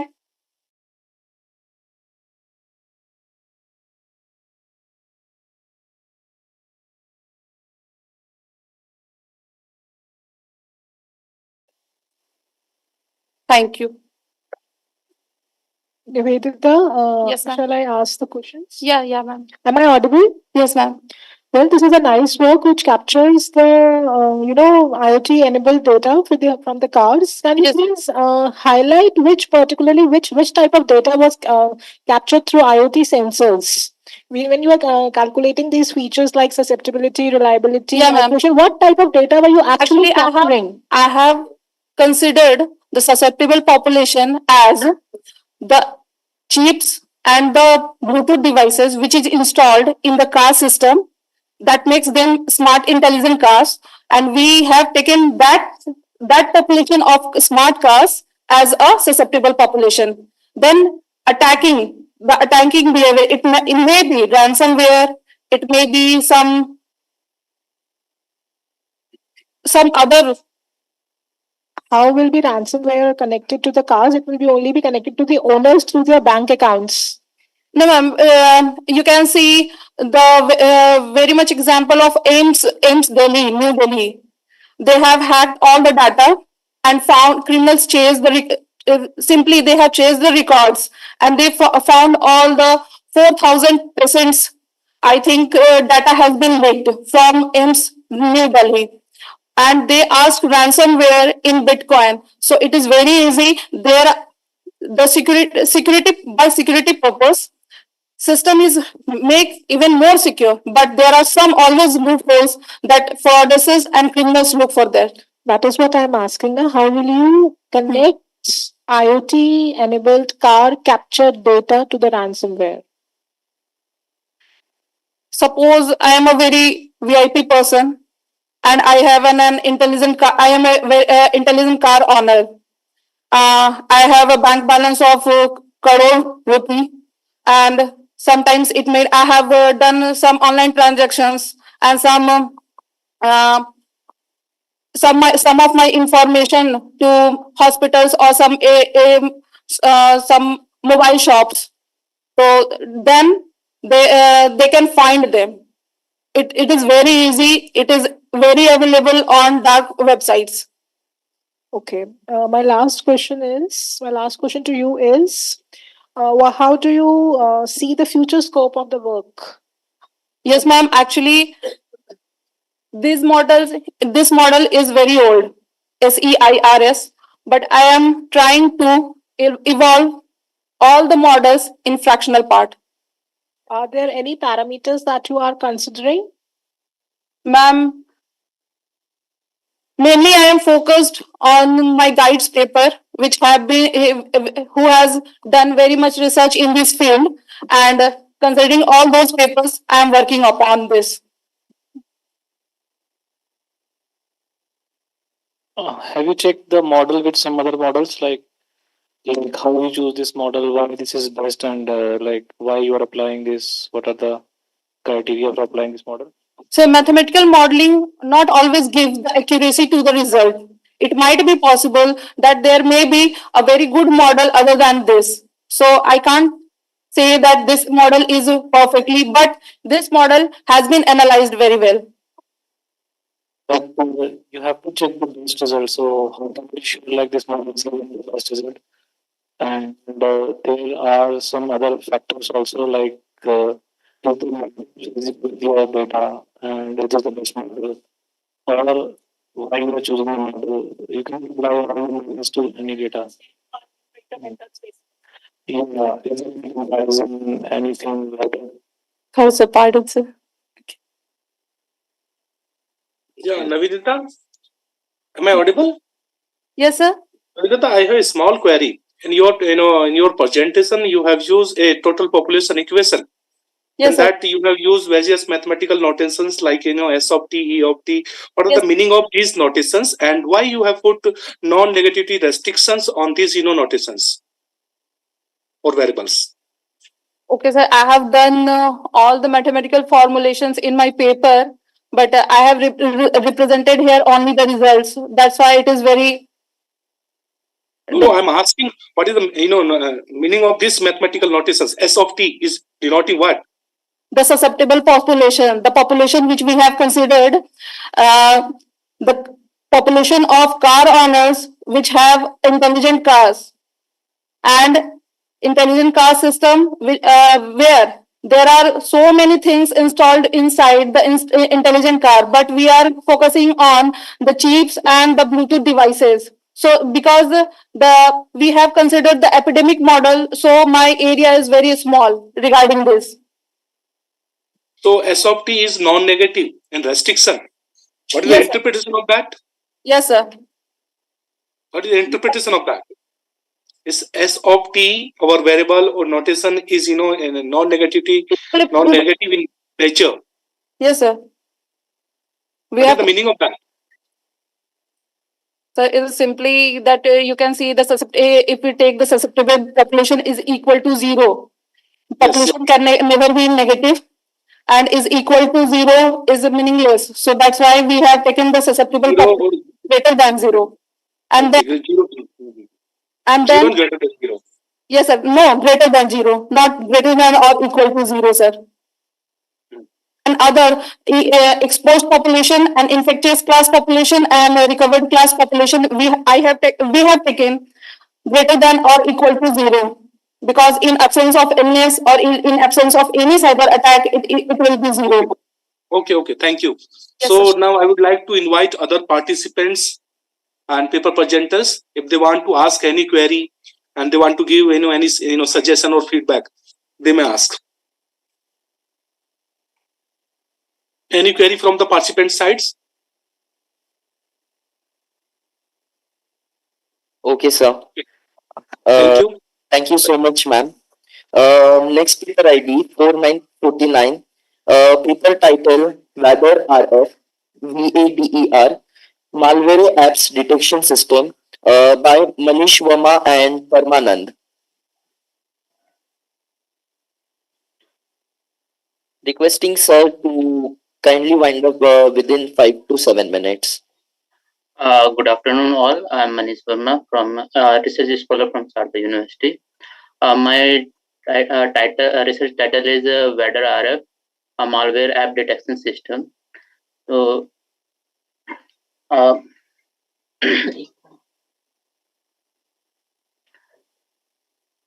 these are the outline of my research: introduction, literature surveys, proposed methodology, research results, conclusion, and references. So, in introduction, Android phone adoption. Almost all of us have Android phones, and it become essential part of our life. We use it for communication, entertainment, professional tasks, social networking, etc. And with the widespread adoption of these Android phone, raise the privacy concern, as some of these applications leak our private data and lead to identity theft, financial loss, and reputation damage. So, the leakage of sensitive information without the user consent is known as privacy leakage. And to combat with this, Google implement the permission-based system requiring user to grant or deny app permissions. The permissions are outlined in each app's privacy policies. So the challenges with permission is, despite of this measure, many apps still suffer from overprivileged permissions or extraneous permissions, or they have a vague privacy policies posing ongoing risk to the user privacy. So we propose a WADR RF technique. It is a combination of WADR sentiment analyzer and a random forest machine learning algorithm. This solution aims to enhance the security framework, ensuring the confidentiality and integrity of user data. So these are some of the literature review. Young et al. Uses the symbolic execution to trace the event sequence. Paulus et al. Use NLP technique for mapping the privacy policy to the permissions to find the malicious app. Fett et al. Analyzes the extraneous permissions in Android app by mapping API call to the permissions. Zio et al. Solve this problem by identifying the minimum number of permissions required based on the description of API. Mainly, he is trying to remove the extraneous permission. Then Verde Rame et al. In their research found 95.4% of apps access personal and sensitive information, and 1% apps fully complies the Google Play guidelines. Proposed methodology. Before I explain my algorithm, there are some terminologies that I want to explain. First one is the Android permissions. So Android is before when we create a Android app, we we use Android permissions. So Android has defined three type of permission: normal permission, dangerous permission, and signature permissions. So normal permissions, the permissions with the little risk or no risk are the permissions, and when any app want to access data or perform any action with minimum risk, the normal permissions are given to them, and system provides the normal permissions. Dangerous permissions allow access to the sensitive user information like contacts, camera, calendar, location, etc. Signature permissions are granted by the system at installation time for apps that have the same certificate signs. Examples are bind autofill service, bind input method, etc. So we have three types of permissions in Android. Then each Android application have their privacy disclosure, in which they define what the information an app will collect, how this information will be used by an app, what information app will share. So here we have an example, one paragraph from the privacy disclosure. We are not collecting your date of birth, phone number, name, or other personal information, nor those of the contact. This app synchronizes all birthdays with your contact list and Facebook. Third one is the static analysis for analyzing the Java file statically. So we perform here information flow analysis, and we analyze the Android API requested by or used by the APK or the Android programs. Location API used get latitude method, get longitude method, get last known locations. So these methods of location API will get the locations information. Telephone manager will get the device ID and device information. So using this information, we can create a information flow and analyze their flow from source to sink. Fourth one is weather sentiment analysis. Weather sentiment analysis is a lexicon-based, rule-based sentiment analysis tool for analyzing the sentiment of a sentence. So words like love, enjoy, happy, these words are taken as positive, and if they contain did not or negative words before them, they are considered as negative. It also understands the emphasis of capitalization and punctuation, such as enjoy. So these words are defined in a dictionary, and this dictionary will help us to analyze this dictionary help in measure the sentiment. Then fifth term is random forest classifier. This contains several decision tree on various subset of a given dataset and takes average to improve the predictive accuracy of the dataset. Instead of relying on one decision tree, random forest takes a prediction from each tree and based on majority of votes predicts the final output.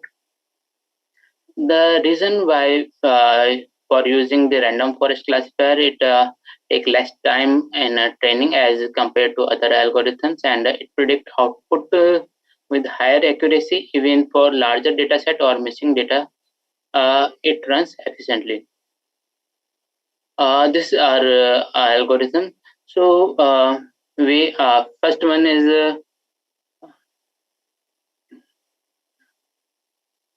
so Android manifest file contains the Hello. permissions, and we extract the permissions from here and find the normal and dangerous permissions. second one is privacy document, and from privacy document we use vendor sentiment analysis to find the sentiment of the document, and third one is the Java file, from which we extract the information flow and create the call graph, and we using these inputs, we apply these inputs to the random forest classifier, and this classify the app in benign or malicious, if the app is benign or malicious.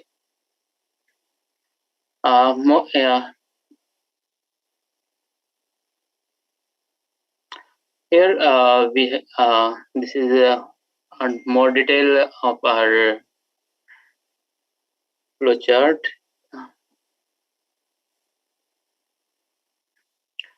So this is the snippet of Android manifest.xml file where permissions are declared. So normal permissions and dangerous permissions were extracted from this file, and this is the snippet of code from privacy disclosure, and we apply the wider sentiment analysis, and these are the results. And here we have a snippet of code of Java file where main function contain different functions, and information flow is analyzed from there, and call graph is prepared from this information flow. The input is all the three input is given to the random forest classifier to classify it between benign and malicious app. So these are the results.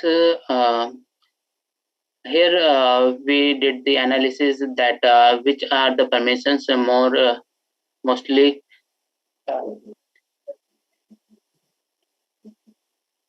Mr. Can you hear me? These are the frequency of the features. Those were mostly accessed by the apps.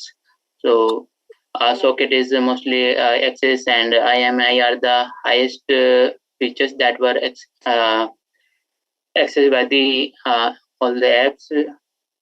And below here we have correlation between sentiment analysis.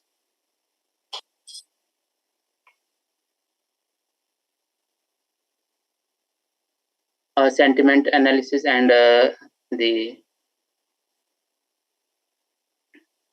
app class. Mr. Manish, can you hear me now? We have the result from the better sentiment analysis. We have I'm sorry if, I don't know what is happening. Again and again it is. Mr. Manish. I'm sharing my desktop. So here we have a paragraph from privacy disclosure. हम कुछ नहीं कर सकते हैं वो बेचारा खुद kindly give the permission for screen share. Mr. Manish, can you hear me now? Am I audible? सब कर दिया है पोस्ट को भी मैं Ma'am, we can hear you, but I think he is to not. share my screen. I'll be people are you there? Ma'am, yes, ma'am, I am here. We can hear you, ma'am, but I think he is Mr. not Manish listening is us. not able to hear us. Please help us. He's not listening us, ma'am. He is not listening to us. No, he is not able to listen to us. Yes, ma'am, but I can hear you properly, ma'am. It's fault from search side. Okay, तो आप इनको ऐसा करिए आप इनको leave कर दीजिए. Yes, ma'am. That's why I stopped his screen now. I had stopped. Okay, thank you. वो बेचारा confused है अभी भी. उनका नंबर है आपके? Yeah. Now moving to our next presentation, number ID 75. Paper title: Exploring Healthcare Personnel and Students' Perceptions of AI in Hospital Administration by Jigyasa Rathod, Ajay Kumar Jain, Ujwala Rao, Ankita Jain, and Akansha Singh.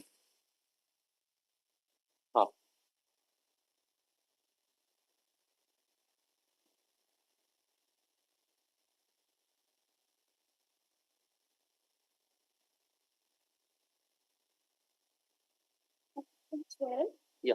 Online. Screen share? Is the screen share? I don't think screen has been shared.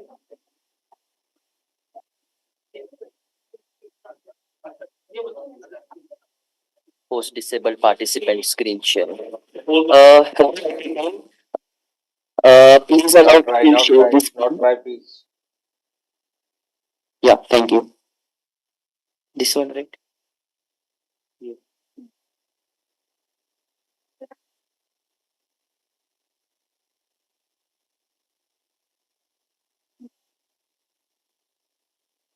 Good afternoon, everyone, dignitaries, and my fellow presenters. Hi, I'm Jigyasa Rathore from Amity Institute of Public Health and Hospital Administration. Exploring healthcare personnel and students' perception of AI in hospital administration. So just a brief background and introduction, since we're seeing how rapidly healthcare industry is growing.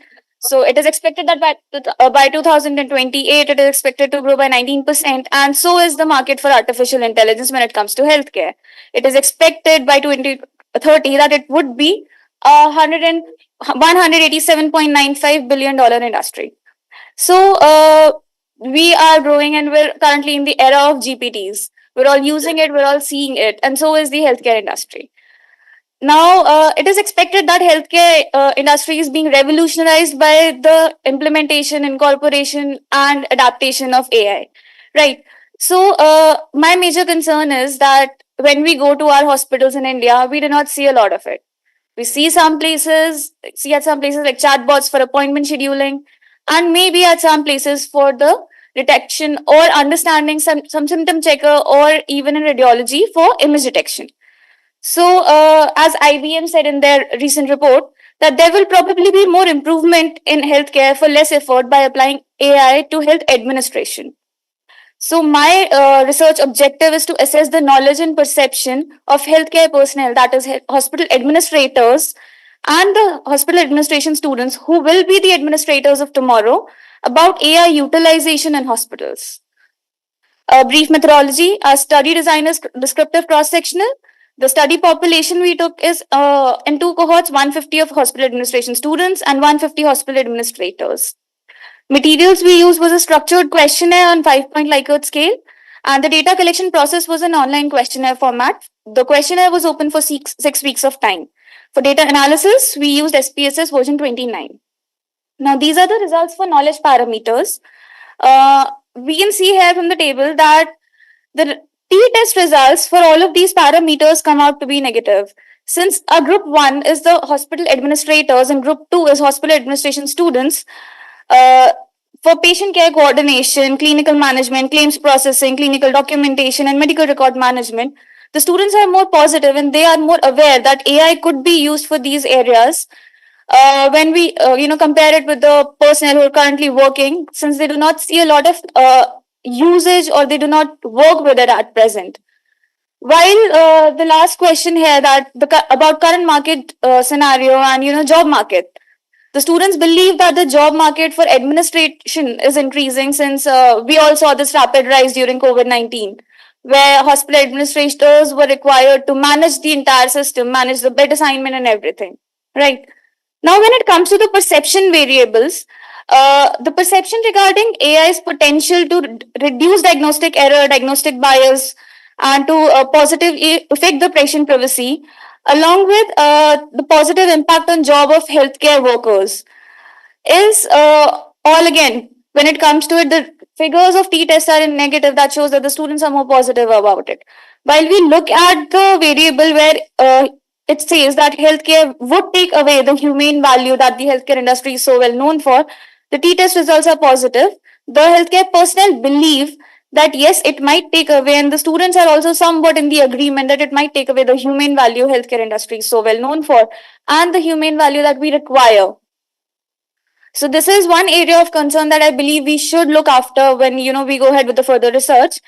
And when we look at the last parameter, that is, would they like to work with healthcare AI? The students are more agreeable compared to the personnel. However, when we look at similar studies that were conducted by other researchers, for example, the study conducted in 2022 by Sebastian et al., they said that 90% of the healthcare personnel, mainly their physicians, were more inclined towards working with it. Now, this study was conducted in US. A similar study conducted in UK by Simon in 2020 showed that 79% of healthcare personnel, physicians, doctors, and nursing staff, they were more into or more inclined towards accepting AI for healthcare purposes. But when we look at the results from our study in Delhi NCR, India, we see that the results are completely opposite. Our students are more, inclined towards it compared to the personnel. However, we believed initially that the people who are working currently in the industry, they might be more aware, they might be more, concerned about the usage. So my conclusion and discussion point would be that students, however, do embrace the potential of AI since we're all growing up with it. But while personnel, they express the cautious optimism, the concern, and emphasizing the need for an ethical AI development. At present, we do not have any ethical AI guidelines specifically to hospitals. The only guidelines we have are by ICMR for healthcare research. So, the food for thought or takeaway message, or maybe the future research implications would be that we work on a model or a parameter that would enable the healthcare workers to be more aware and more accepting of the AI. Yeah, thank you. What kind of parameter do you foresee in future would be helpful in AI in exploring healthcare through AI? My first area would be that we need to educate and train them. At present, when we look at actual use, despite AIMS Delhi being the center of excellence for artificial intelligence in healthcare, it does not have seen a lot of development. Last year, we again, as ma'am pointed out during her presentation, there was a cyber attack, a ransomware. So, post that AI Center of Excellence was told AIMS, then there are a lot of hospitals in India that are using AI, but they're only using it for image recognition or radiology image testing. So, we believe that at first, instead of just following on preparing new, launching new softwares and everything, we need to train our healthcare personnel that yes, something new is coming and this is how it might work. We need to educate them how to work with it, how to accept it, and only then we can go ahead and work on it.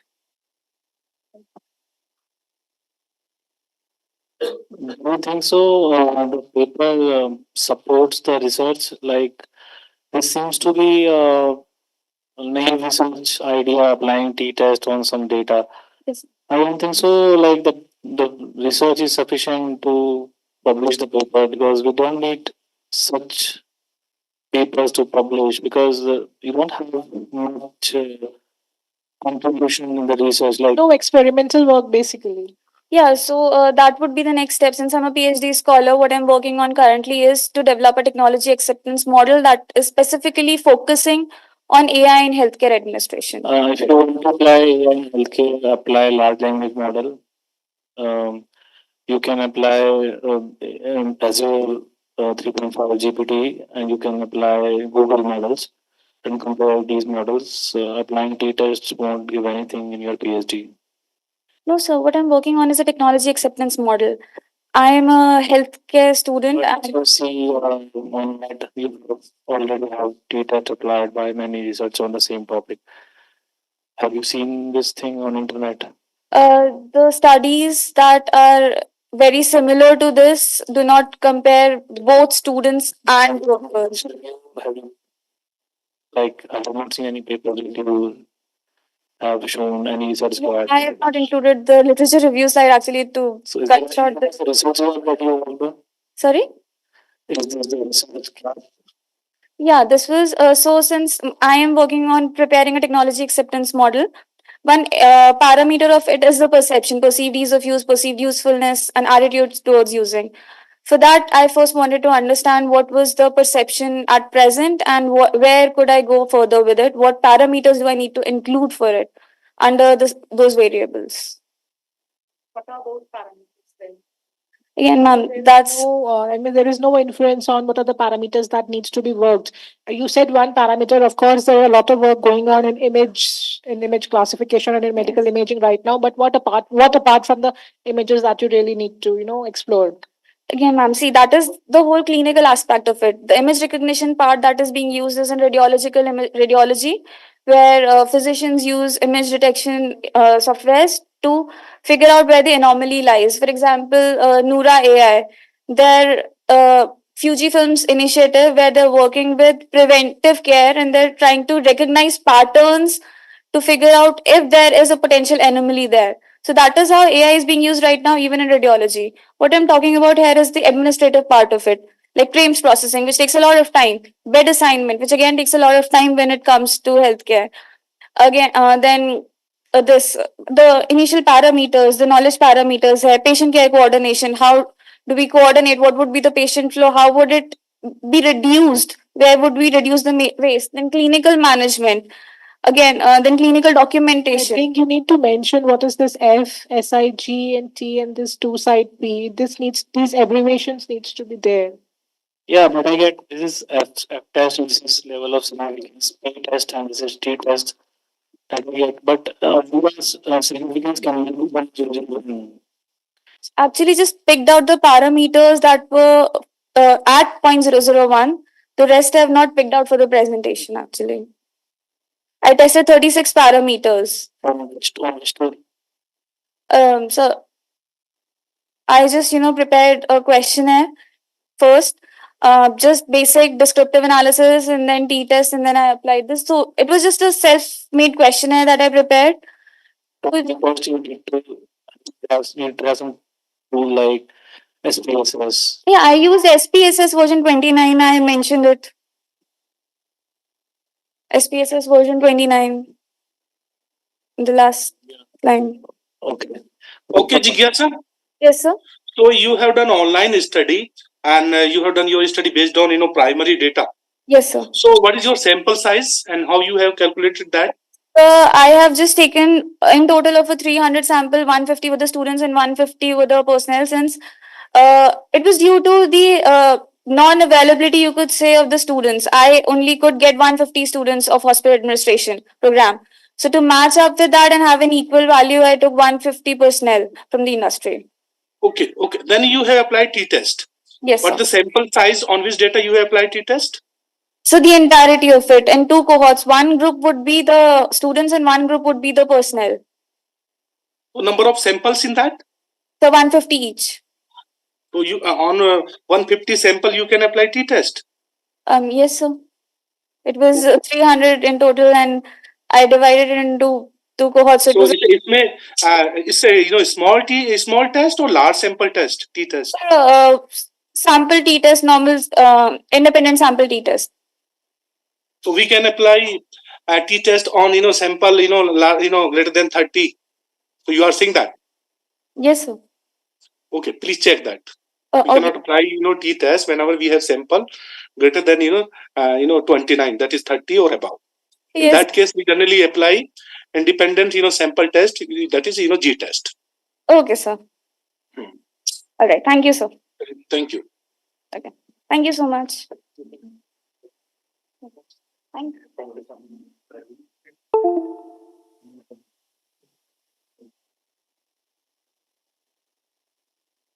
Thank you so much, ma'am, for the wonderful research. Now I would like to call paper ID 128128, talking about impact of artificial intelligence in education, a comprehensive analysis of personalized learning and future trends in AI-ED by Somyadeep Saha, Vikas Bhargav, and Nitin Kulshetra.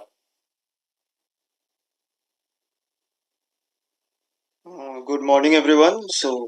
Good afternoon, everyone. So, I, Soumyadip Saha, and my partner Vikas Bhargav, and are going to present our research paper on the topic Impact of Artificial Intelligence in Education, a comprehensive analysis of personalized learning and future trends in the field of AIED. So, our paper basically investigates how artificial intelligence impacts education across various aspects, including personalized learning, student engagement, and the future direction of AI enhanced education. Our paper aims to examine how AI tailors learning experience, evaluates its effects on engagement and academic performance, and predicts upcoming trends in the field of AIED. Subsequently, the study also assesses how AI influences student engagement and academic performance, highlighting tools such as intelligent tutoring assistants and chatbots to enhance. Hi, can you repeat Yes, sir. Hello. Hello, Yes, sir. yeah. So companies switch to the web about like production resources to So couldn't hear you properly. Can you directly discuss the work? Sir, requesting you to directly switch to your work. Okay, okay. Okay. Okay, so the objectives of our study are basically to investigate the role of artificial intelligence in personalized learning, to know the impact of AI on academic performance through student engagement, and to anticipate the future trends and development in AIED. So, in this research paper, we have considered the research gap that many studies have looked at how artificial intelligence affects education, but there is still a big gap in research. This gap is about fully understanding how AI impacts personalized learning, student engagement, and academic performance, and what the future of AI in education might look like. Most studies just focus on one part of AI in education, like personalized learning or academic performance, but we need more research that brings all these parts together to see how AI really affects education overall. Also, not many studies have looked into what we can expect in the future of AI in education. So we just need more research that looks at all this in different parts of AI in education and what the future might hold. So this will help us better understand how AI can change education and how we can. So in research, so talking about our research methodology, we have taken in total of 21 literature reviews, out of which we have only considered to present here 5 literature reviews, which we feel that they are important, and we have also collected responses from students and faculties, which is in the ratio of 80 to Sir, 20. 80 hello, and am 20. I audible? Sir, since you have identified the research gap already, can you please skip this and directly come to the methodology used? Yeah, ma'am. Uh,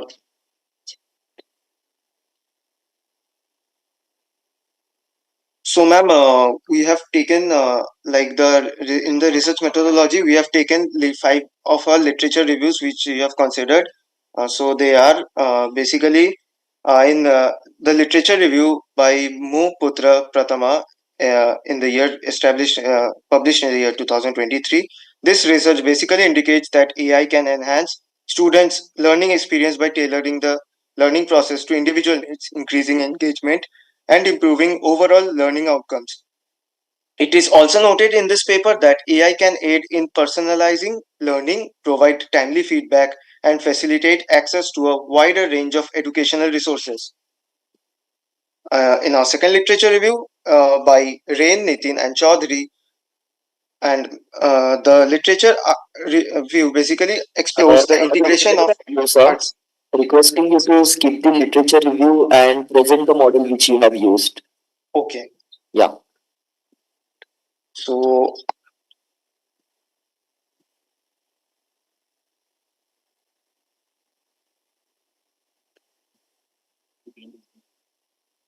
so we have done the one sample t-test here. So in which the we there is has been a we have taken a sample of 100 people. So there is, as there you can see the confidence level of 95% in the 95% confidence interval of the difference,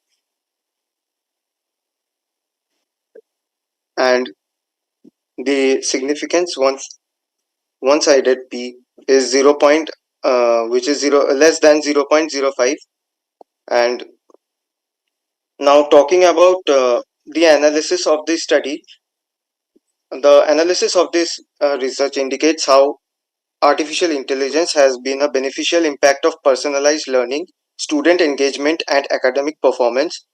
Regarding personalized learning, the study reveals that AI effectively tailors learning experiences to suit individual student requirements and preferences. The statistical analysis demonstrates the significant support of this finding with values below 0.001, which we just saw in the previous slide. For all relevant statements, respondents generally agree that AI contributes positively to personalized learning. In terms of student engagement, the research highlights AI's positive influence on students' active involvement in educational activities. Once again, the statistical analysis underscores this trend with p values below 0.001 for relevant statements, indicating a consensus among respondents regarding AI's beneficial impact on students' engagement. Sir, apart from this statistical model, can you think of any other machine learning model that you could use in the future? No, ma'am. Till now, we haven't find any of such, but Any future scope of work that you will consider for this, for your improving impact of AI in education sector?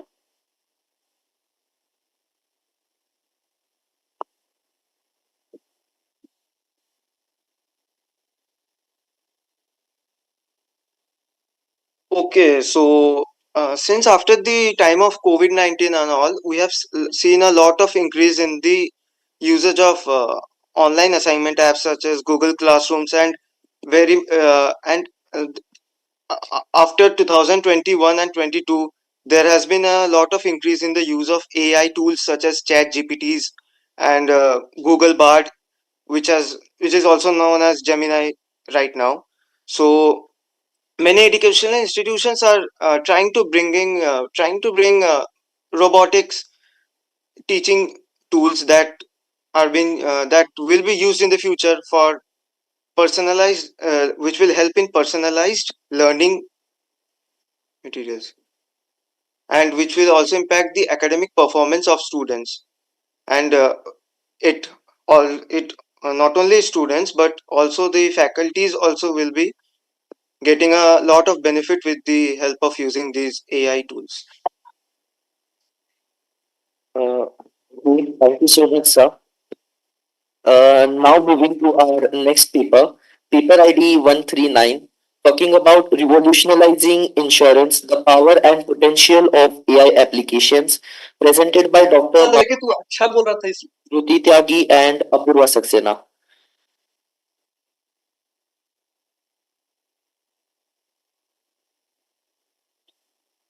Requesting sir to remove your screen sharing.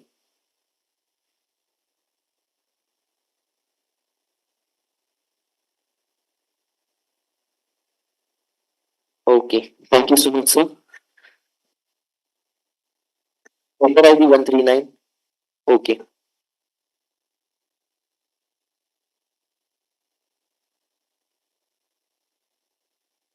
Good evening, everyone. We, Shruti Tyagi and Apurva Saxena, student of Christ, deemed to be University, Delhi NCR, along with one faculty, Dr. Bhavna Sharma, is going to give presentation on the research paper titled Revolutionizing Insurance, the Power and Potential of AI Applications.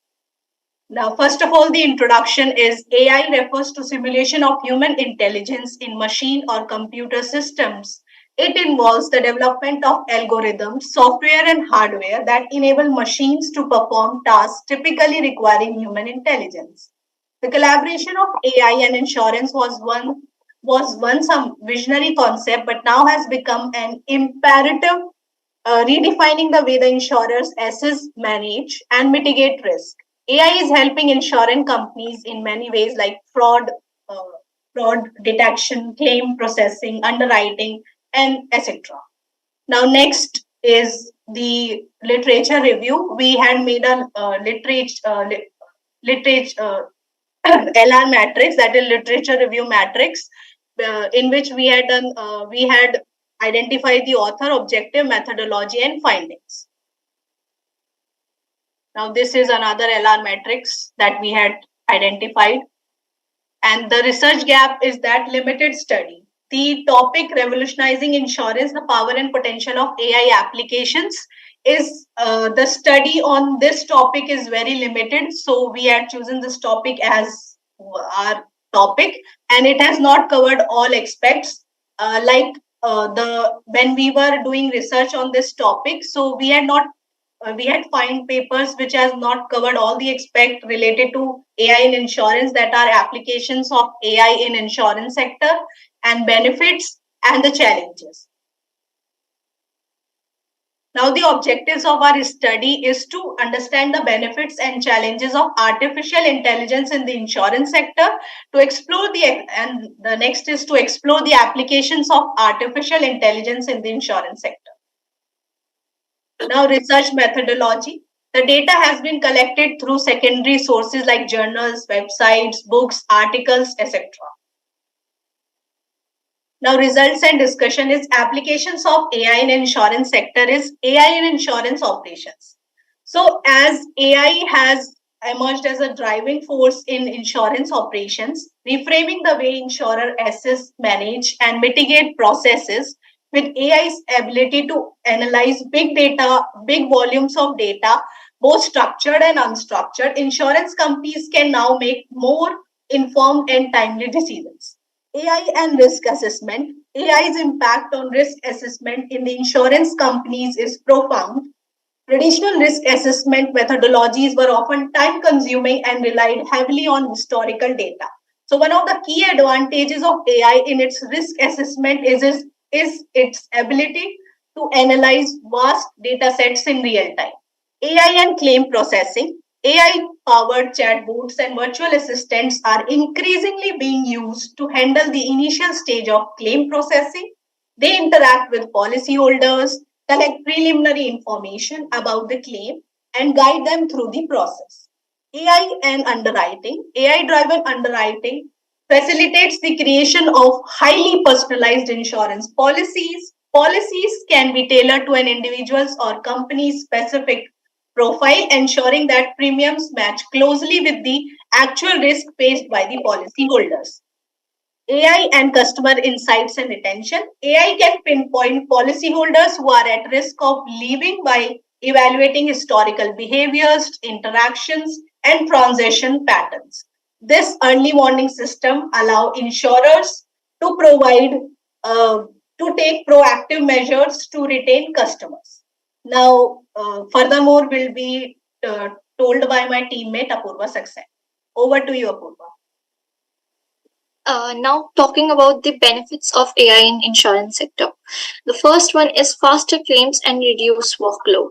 So AI has brought very faster claims and reduced workload in the insurance sector. The companies that are there in insurance sector are able to get faster claims, and the process of collecting data, as there is a very large data which are there present into the insurance sector, has been able to reduce because of AI. Now, second point is personalized premiums and accurate risk models. AI has brought Am I audible? These benefits are really good to hear. But can you please tell us what is your contribution in exploring the how AI has affected insurance? Yes, ma'am. During our research, we were able to know what are present there. As we have mentioned, it is a limited study, but we were able to know that in future there can be more number of advancement into AI related to insurance sector, and that can be present in future period. Is this a survey paper? Sorry? Is this a survey paper? No, ma'am. This is not. This is a descriptive paper, chapter based. Ma'am, actually, there was a very limited study that the insurance sector is not aware of the applications of AI, its benefits and challenges. So we had come up with these three main objectives to. What's your contribution in them? Please, can you tell us that? these three are whether these three, these three faster claims and fraud detection are the already the applications that we are aware of. Any your contribution you have developed for these, or what is your contribution in this particular field or in this paper? Ma'am, actually, we had done a conceptual study on this, so descriptive analysis we had done. Okay. Can you please directly come to the conclusion of your this thing then? Yes, ma'am. So, to conclude, overall, AI has brought a lot of change into the insurance sector, which mainly comprises of in fraud detection to improve risk and to customize the data. And there are still some hurdles which a insurance sector is facing, but despite of these hurdles, the insurance sector has been contributed to advance its technology, and in further timeline AI will help to have a customized operation in the insurance sector, which will be further promising. Thank you, ma'am.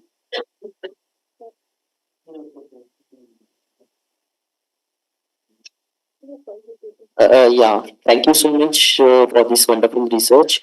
Moving to, sorry, sir. Moving to our next paper ID 150, mathematical model on cyber attacks in satellites, presented by Malti Kumari, Vimal Kumar Mishra.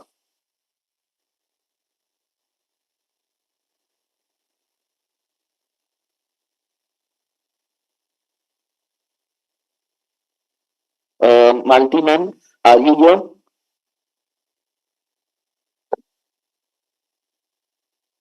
Hello. Yeah. Okay, moving to our next paper ID 20, design and implement an efficient network instruction detection system by enabling a best machine learning algorithm by Ganesh Dondu Dungat.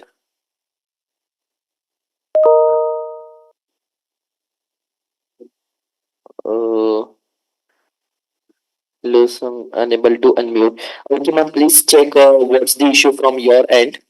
Moving to our next paper ID 153, which is an offline presentation, a study on financing decisions of Indian firms using machine learning algorithms by Sandeep Sir and Pankaj Sinha.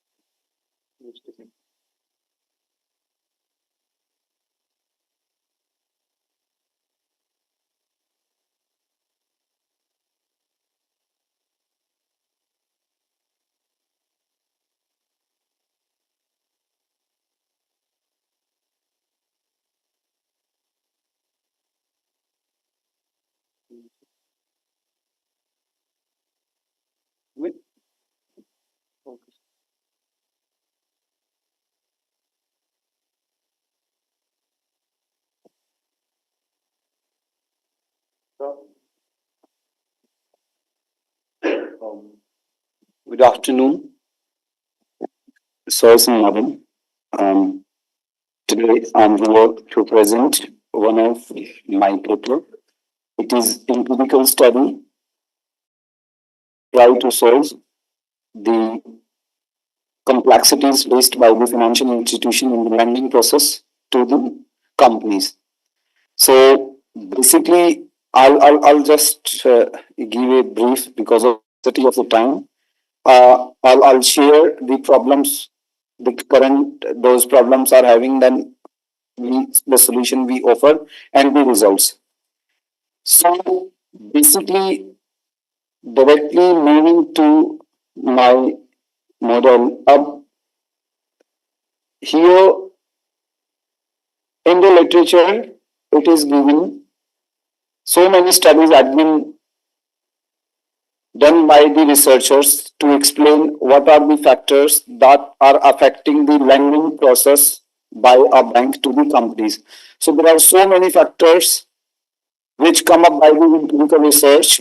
Those are considered by the empirical studies And then there were some common factors. For example, that if we are having more collateral, then we will be able to get more funds from the banks. If we are having more funds, that means we don't need funds from external sources. So we will be able to finance our project using own funds. So there are so many factors, those were there, but again, the consensus was not there on few factors, that what are the prime factors that may define whether a company will get loan or not. So in this study, we have taken probably all the factors those were explained in the literature that may affect the lending and recognition of any form, and then out of them we have selected the main factor that would affect the lending and borrowing provision of a fund by the bank. So in the literature, each study have identified some of the factors, whether starting from 1952 to 2023. So each study had found some of the factors that may affect the lending and borrowing provisions. So on the basis of the literature, we have taken whatever the factors they have found, we have included all the factors to define the lending and borrowing provisions. First, we have taken the loan amount, that is given. First is the long-term loan, second one is short-term loan, and then we have whether all the factor, whether the ratio of depreciation to the total assets, again, profitability, collateralized size of the firm, then market value of the firm, then free cash flow available in the firm, stock market development, banking development, FPI, current bank balance, and whatever factors were taken by the previous research, we have incorporated all the factors, and then after we have introduced mathematically based on machine learning. First, we have in the first part for selecting the factors, we applied ring lasso and elastic net. These are the basically list absolute shrinkage and selection separator. So what we did out of so many factors, first we found which are the most important, and then we found what is the relationship between these factors and to the lending and borrowing position. So this is the crux of our story. And for this, we have taken data of 142 companies, covered 132 companies, and the data starting from 1999 to 2019. We didn't take it after this because of the COVID impact, because during the COVID, the lending and borrowing positions not based on the previous factors, but banks were on the welfare, providing loan to the firms on the basis of welfare. So, based on this, we again come up with the equations. So, leaving these two, we design these two equations where in the OLS, standard OLS, we added some bias. So we introduced some bias we added some bias to reduce the overall variance of the form. So based on this, we found that here there were three errors in equation 3, 4, and 5.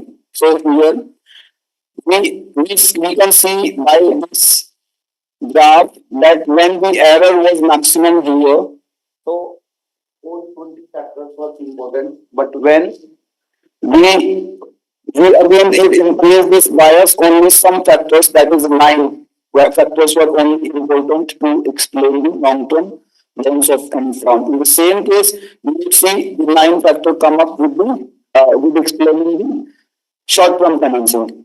Then thereafter we have the factors. When we other studies considered the same model, the whole studies found all the factors important.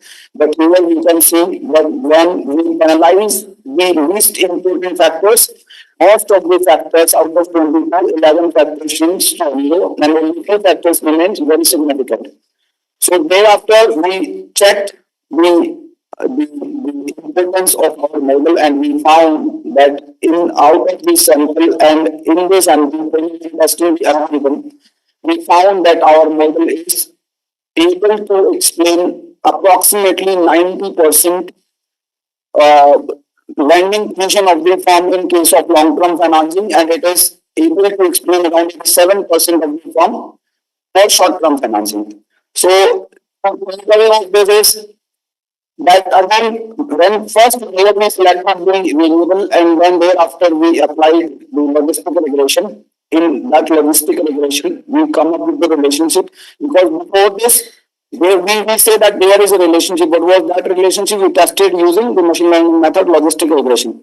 So by again taking the important factors, again we applied the logistic regression to both the models separately, and thereafter we come up with this result. So by concluding our results, we would see that these were the factors very important to explain the leverage or the loan process of a farm. So here, these are the factors they were important. So coming to the conclusion, we would say that the firms having more fixed assets in their capital in their balance sheet, having liquidity, having free cash flows, or having more size, or the firms having outsiders in their world of director. They are tend to get the loan easily, whereas when the shares are led by closely people, they get it very difficult to find the loan. If the firm is having no profit or having no collateral in their balance sheet, they will face problems to get the finance. And then coming to the in conclusion, again, this is the unique work we did. And this is the first study in India when we have applied machine learning to explain the lending and borrowing conditions of Indian funds. And again, there are so many limitations of it. The other method of machine learning for this password elastic net, we can use the random forest learning boosting machine learning network. And again, excluding the COVID-19 period, and we also have the lending verifications, and we just explain the publicly listed companies data is available in the Bloomberg. So that was from our side. Yeah, that's what. Congratulations. So the first question, like you showed, like like selected the events, yes, and removed some because of co-governance. Yes, yes, yes. No, no, no, no, not because of covariance. First, what we did is when we did all previous studies, whatever factors were offered by the previous research, we included them, and among them there was negative as well as positive correlation among those factors. So there were two ways to reduce that. One is to directly drop the variable only after looking at the correlation matrix. That is one method to remove the multicollinearity.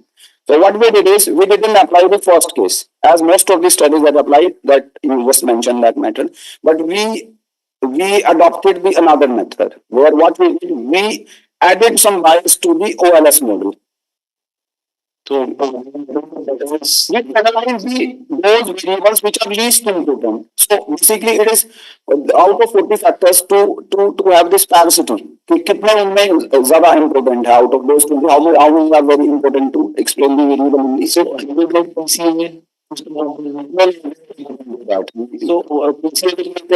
yes, yes, yes, yes. In our another paper, you have done that. So you could not be pleased. Yes, yes, yes, yes, yes. Yeah, and the other question, like have you check the resolution, like Yeah, it was very easier because we have divided our dependent variable in two categories. One is zero, whether the form is lowered and unlowered, a form is having no zero. So our dependent variable is a binary variable. So assigning one value if the form is having one, assigning zero value if the form is having no value. So that becomes non-linear relationship, and because of that, then we transform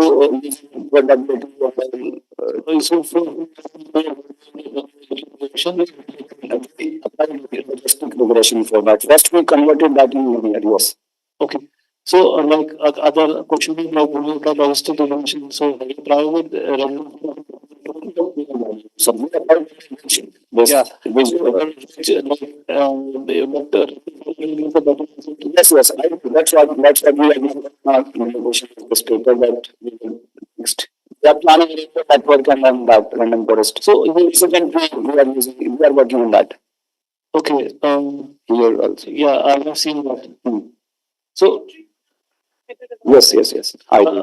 And you will not discuss the level of significance. Yes. Yeah, agreed. Actually, there was last time I was looking, there was I would remove so many things out of this presentation. In my paper, I would think is given actually. So, Okay, we have not seen the paper actually. yes. So, it is a 35 pages paper having 12,000. Yeah, it's a good paper. And have you removed the outliers? By visualizing this replacing the extreme outlier to the closest value from upper part in the same we applied in the yes, we do outliers from this study. Okay, thank you.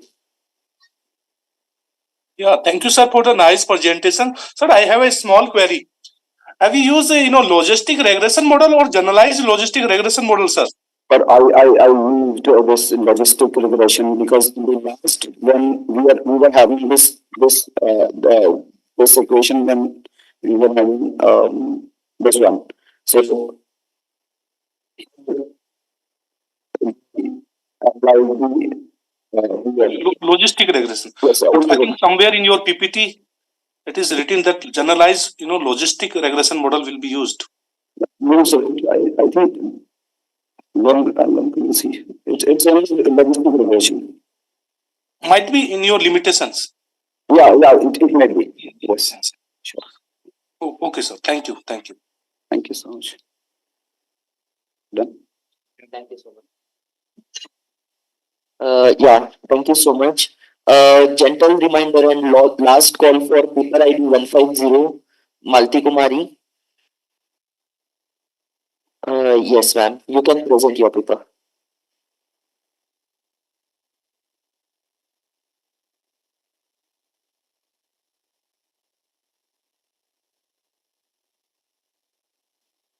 Ma'am, please share the screen.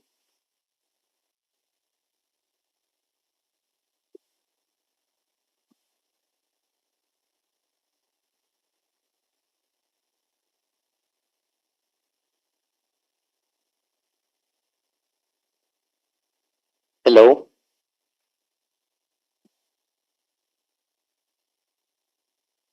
Ma'am, I think there are some issue at your end. Please try to sort it out. Till then, we'll take the last paper for the day. Paper ID 152.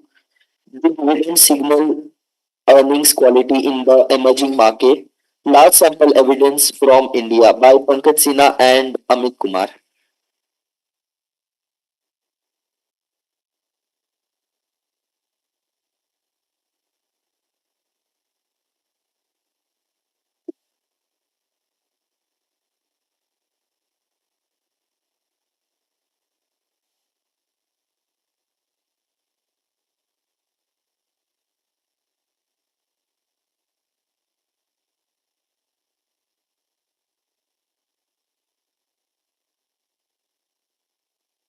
Screen share.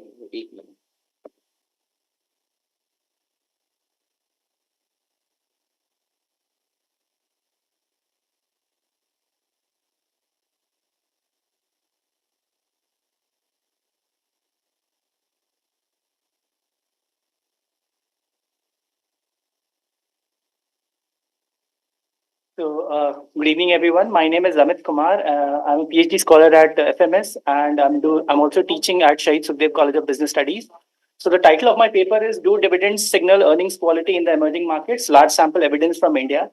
Now, the background of the paper is that dividends are a very common phenomenon, especially in the Indian markets, given the backdrop that most of the companies belong to the PSU sector previously, and PSUs are known for paying dividends, right?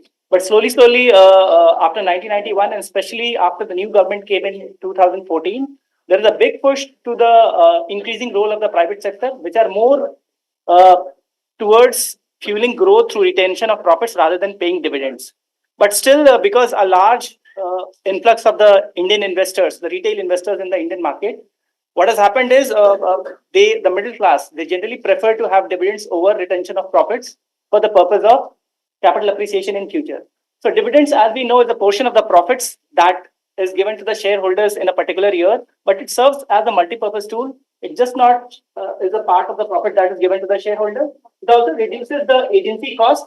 That is, by paying the dividends, a large portion of the excess cash by the company is spent on dividends, and therefore it cannot be wasted on extravagant managerial perquisites, as well as it cannot be wasted in investment in the bad projects that can actually destroy wealth rather than creating wealth. At the same time, dividends are also seen as a signaling tool, especially with respect to what is the current state of affairs and what would be the future state of affairs that would lead to various price changes in the share market whenever dividends are announced. But what we are, because a lot of work has already been done with respect to the signaling capability of dividends, with respect to the share prices. So here we are not looking at the share price signaling capability, but rather looking at whether dividends signal about the quality of reporting in the financial statements. Because financial statements are a big source or huge source of information regarding the current state of affairs. And at the same time, we also get cues with regard to how would the financial statements be in future. That is, we can predict the financial statements. The problem arises that a lot of accounting flexibility is given. So the accounting regulations and standards provide a lot of flexibility to the managers who prepare the financial statements with respect to choosing or structuring the transactions. And why this flexibility is given? Because with the change in circumstances in the economy, they can adjust the reporting methods so that the financial statements can give a better and more fair view of the current state of affairs. Now, this is completely legal. I'll give you an example. For example, there are various depreciation methods. Or, for example, by purchasing a machine and depreciating it over a period of time, you can increase the lifetime over which it will be depreciated. So instead of depreciating it for 20 years, the managers can decide to depreciate it over 30 years. That is, the estimation of the useful life can be changed. And they'll give a justification regarding that. They cannot just randomly do it. But that is allowed, that is reasonable and legal in accounting regulation terms, because again, that flexibility is for the purpose of giving a better picture or a better factual analysis of where the firm stands today with respect to its financial position.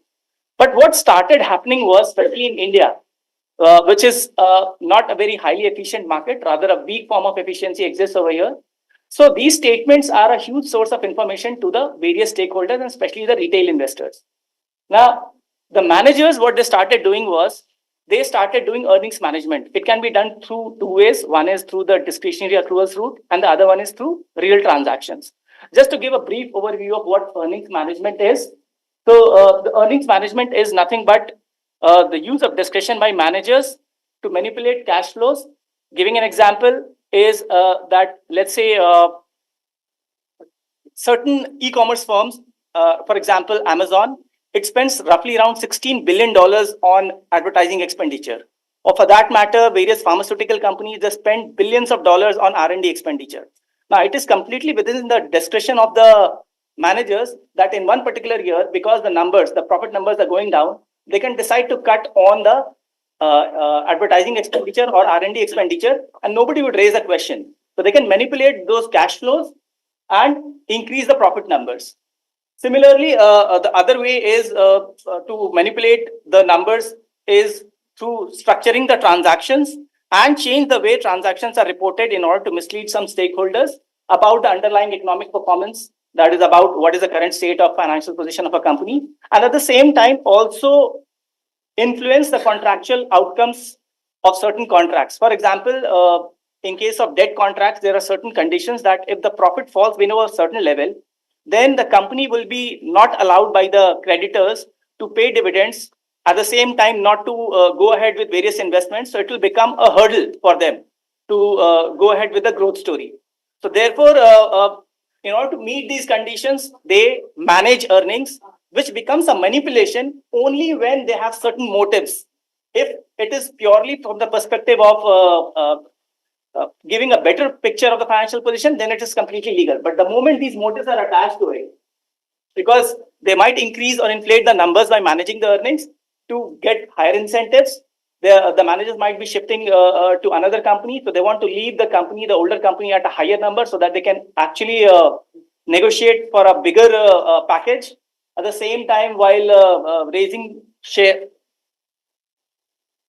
So therefore, what we have done is, so in the past, a lot of reforms have happened, and to see whether these dividends actually indicate the earnings quality. That is how much earnings have been managed by a company. So we have used dividends as the independent variable, and the dependent. Before going to that, we have done a lot of literature review.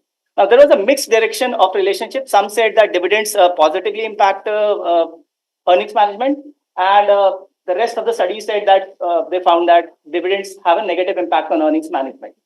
So because of the mixed direction, we wanted to plug this gap in India, and especially after the various reforms since 2014, to capture the signaling capability of dividends with respect to the earnings quality. So we have 5 objectives. So we have captured this relationship through various dimensions, which quickly I'll go through. This is the model. So first, we have taken the impact of the amount of dividends on the earnings management level. Earnings management has been measured through discretionary accruals-based models. So there were 8 models which we have used.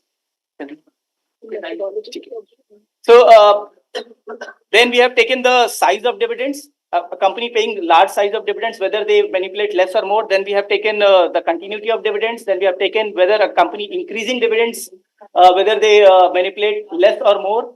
So we have tested the relationship by through 5 dimensions, and our results suggested overall that companies paying large dividends, companies paying dividends continuously, companies increasing dividends, all of them actually indulge in lower level of earnings management with respect to companies which are on the other side of the spectrum.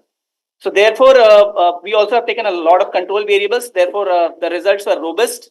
And since paucity of time, so I'll quickly go through the conclusion, which is that firms paying dividends, they actually demonstrate a higher or a better quality of reported earnings.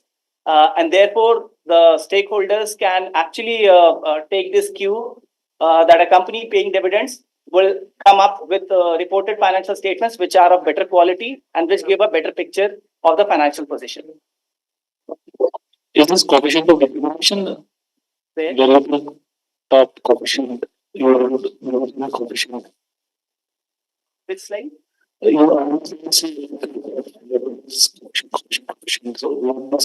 This is the beta value. Okay. Beta value.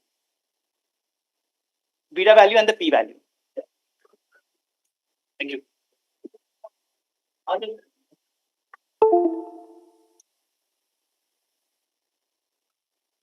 Thank you so much, sir, for your presentation. Welcoming Professor Ompal Singh in this particular session. Requesting all the chairs to come in front, Dr. Anuradha ma'am and Abhishek Srivastava sir. Request Professor Ompal Singh to facilitate Dr. Anuradha ma'am, chair for this session.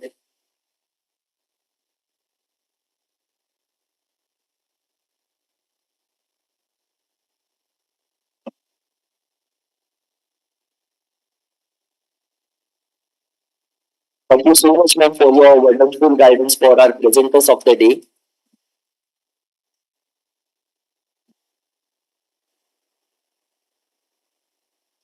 Requesting Professor Ompal Singh to felicitate another chief of the day, Abhishek Srivastava sir.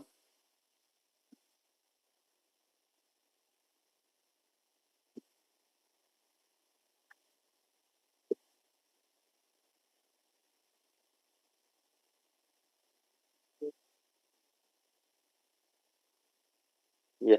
Thank you so much, Prabhu. Now I say conclude this particular session. Within next 5 minutes, we will start our another session. Sir, or एक है.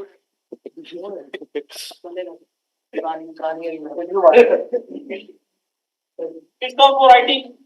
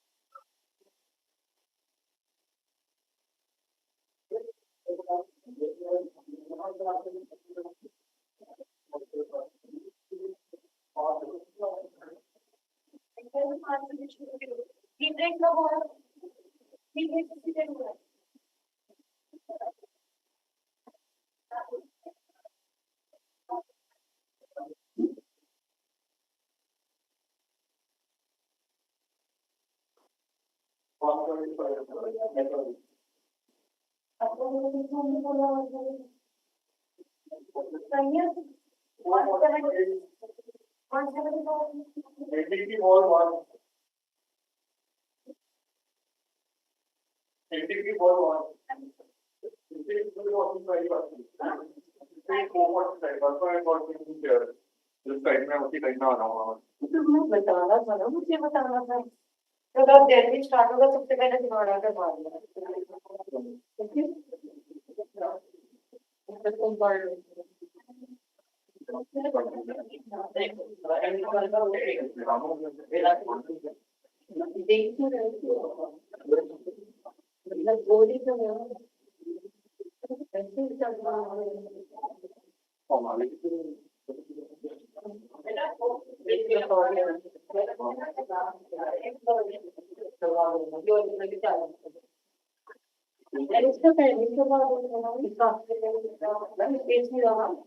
सब लोग आएंगे हमेशा तो मैं adjust कर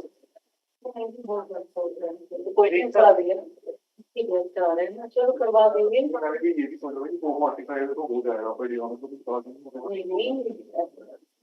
हमेशा तुम्हें पता है थोड़ा होता है ये तो आज तो हम फिर भी परेशानी है कल सुबह कोई सुनाओ नहीं केवल स्पीकर है कल सुबह कल सुबह सारी मैनेज कर लेंगे आप छोड़ दो लंच के बाद कर सकते हो कल लंच के बाद कर सकते हो 2 बजे 3 बजे तो उस टाइम शेड्यूल मैंने आपको भेजा हुआ है उसके अकॉर्डिंग लंच के बाद आप वो भी शेयर करना फिर आ जाए तुम जब भी आओ अगर अभी किस टाइम से हाँ अभी रुक सकते थोड़ी है क्योंकि आई 10 मिनट चलेगी इसके बाद ही हो पाएगा मैंने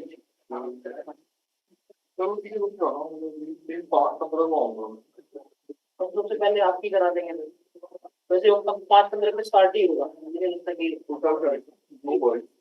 कल करा देंगे परसों करा देंगे कोई ऐसा कुछ नहीं होगा ठीक है ना तो ठीक है फिर कल करके आना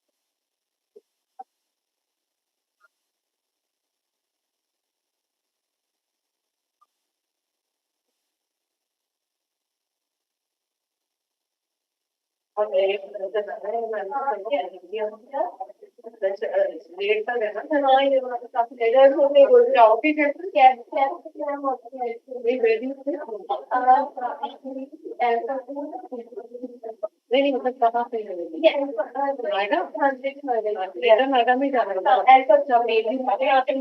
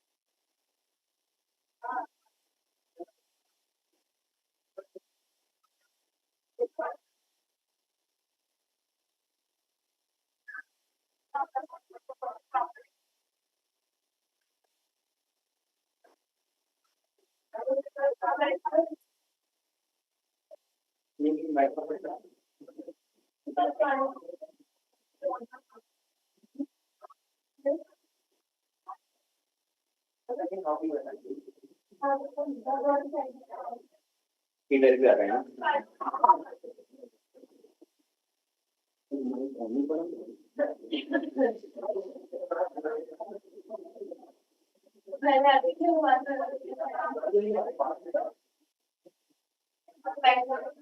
बैठो बैठो आप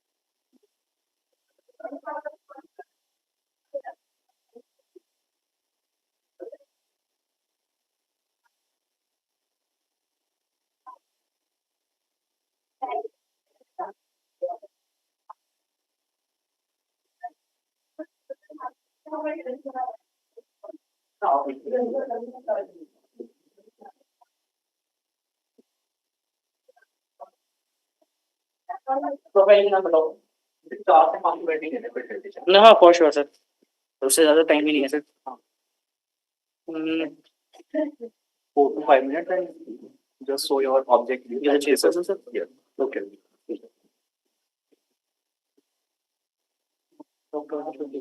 मिल गई इनके वो निकालो पहले कहाँ की लिस्ट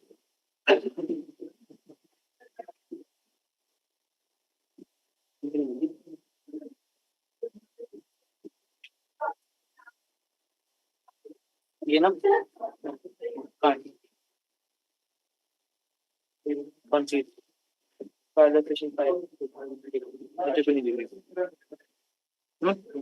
स्टार्ट करूं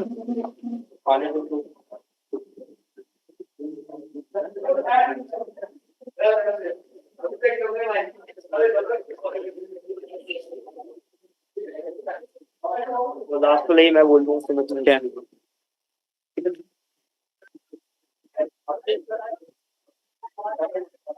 You may start.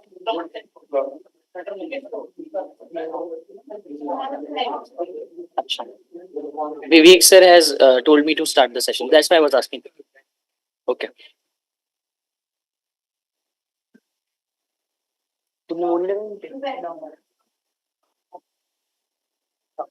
पहले लगाना था हटाओ उसको लगा क्या Sorry for the inconvenience. I'm really sorry.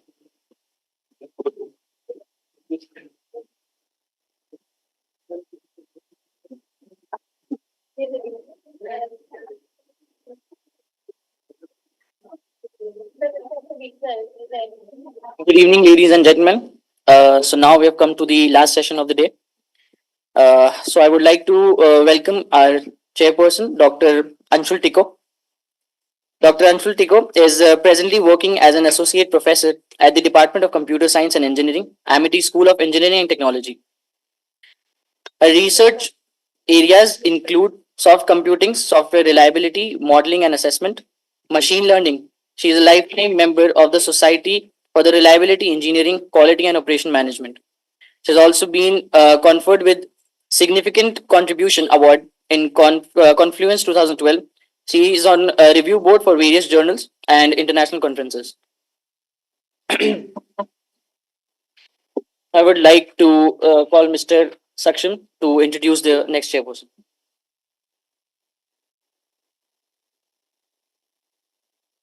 So our next chairperson is Dr. Rashi Hora. Dr. Rashi Hora is an assistant professor in the Department of Operational at GL Balaji Institute of Management and Research, Greater Noida, and she completed her PhD in statics from Banstali Vidyapit, Rajasthan. Her research area includes inferential statics, reliability estimation, lifetime models, and sensing schemes. She has technical knowledge in RStudio, OpenBugs, Mathematica, and SPARS and LTEX software. She has published several papers in SCI and Scopus Index journals. Now, I would like to introduce our next chairperson, Dr. Smith Maheshwari. Dr. Smith Maheshwari is an assistant professor at GL Balaji Institute of Management and Research, Greater Noida, UP, India.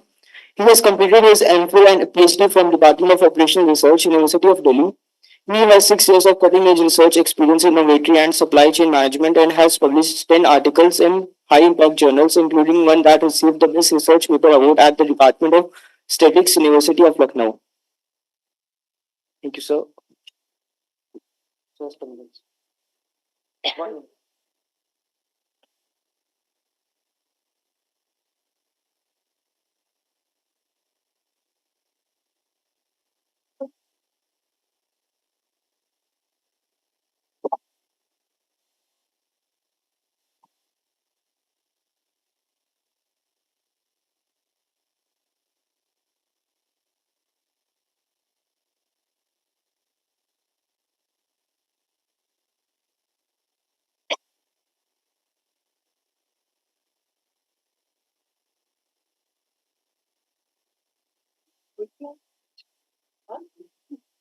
आप कौन कौन करेगा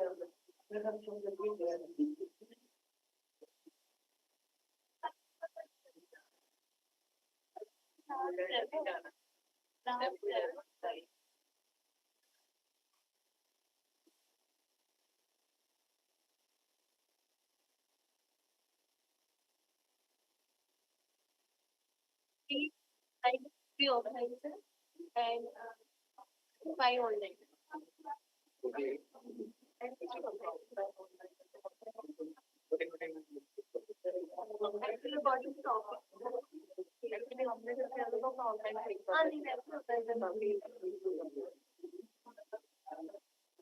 Now coming to our presentations, we have first paper ID 152.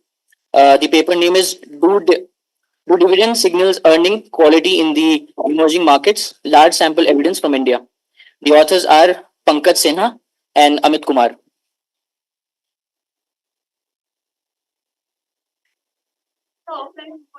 Yes, ma'am. I think they are not present here. And okay, so as they're not present here, now I'm gonna call the next paper ID, that is 151. The paper name is Effectiveness of CSR Initiatives with Brand Loyalty and Sustainability of the Organizations. The authors are Vanshika Jain. Ma'am, are you present?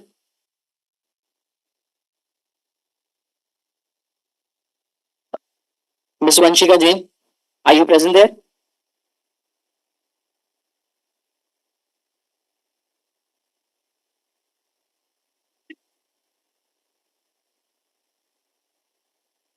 No, she's not here. As she is also not present here, so we have to move to the next paper ID. The paper ID is 147, and the paper name is Revolutionizing the Finance, a Comprehensive Analysis of Digital Banking Adoption and Impact. The authors are Dr. Gopal Krishnan and Dr. S. Vinod. Very good evening, all of you. Hope I am audible to you all. Yes, sir, you are. Yeah, Gopalakrishnan from this side. Can I proceed, sir? Yeah, you may proceed, sir.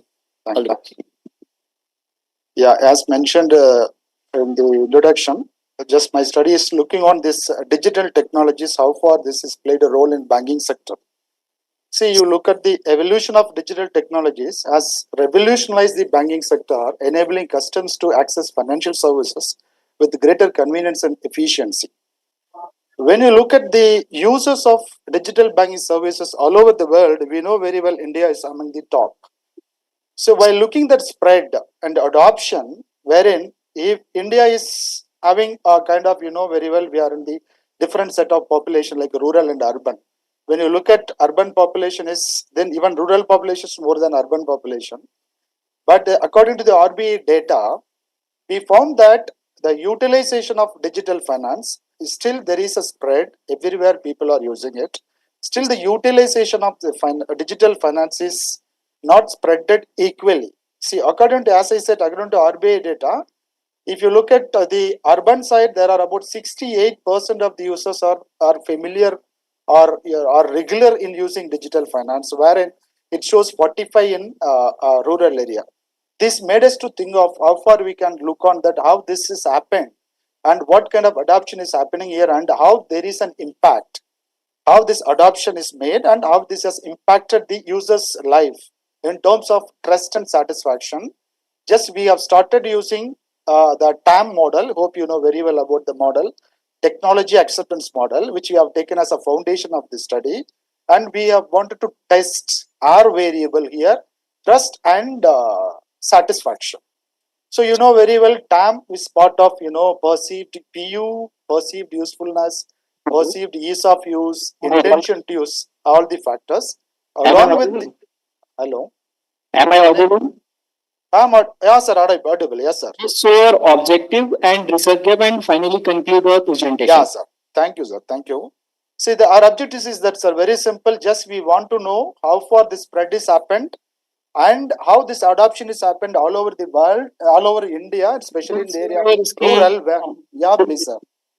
Presentation is not visible for audience. Slides are not visible. Yes. So can I call you? I am sharing it, sir. If you don't mind, I'll share it again. Sorry. No, slides is visible. Please say screen full view mode.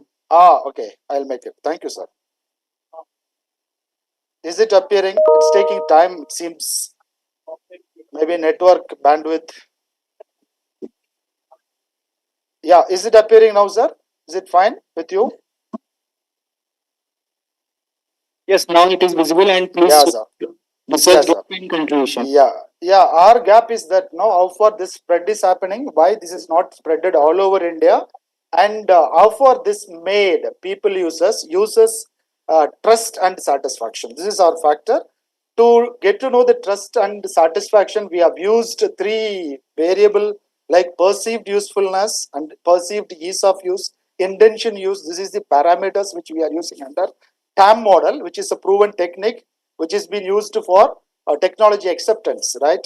So, and we have taken study, just we have started with gathering, we were planned to start with 500 surveys, and after collecting all the data, we were able to find out 360 as a fully completed responses, which have been used here for our analysis, which is covering 72% of the response rate.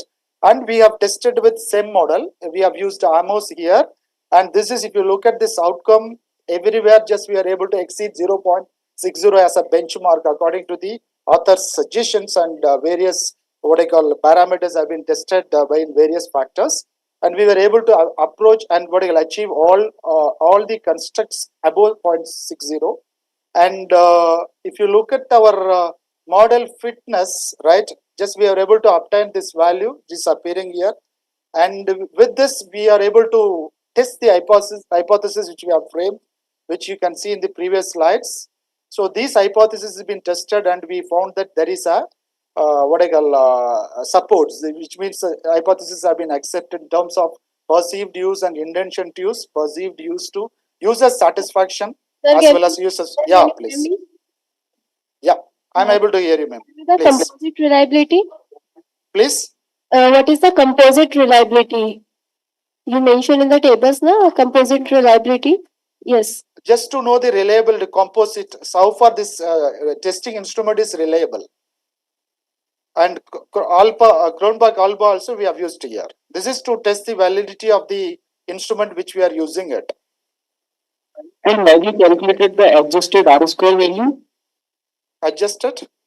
R square value. Oh. Yes, sir. I didn't get you, sir. Have you calculated the adjusted R square value in the model? Yes, sir. Can you show me the results? Results, I did not bring it here, wherein it is there in the paper. Okay. But we have shown it here, sir. Yes, sir. That's it. I did not bring it here. I'll look on that also. This is what our model fitness and our results are actually. Just Okay. I've taken only test slides. Yeah, please. Please, sir. Conclude your study. Yeah, conclusion is that, right, there is a relationship between our test. What was our hypothesis was that there is a relationship between perceived usefulness, ease of use with satisfaction and trust, which we are able to find it out, sir. This structural equation modeling has provide a strong support for the hypothesis which we proposed in our study. And just we would like to add, along with the TAM, we would like to add two more factors like, construct, which is, as I said, one is satisfaction, another one is like trust. This is what our conclusion here, sir. Okay, thank you, Dr. Vikram. Thank you, sir. Thank you so much. Thank you. Your paper ID.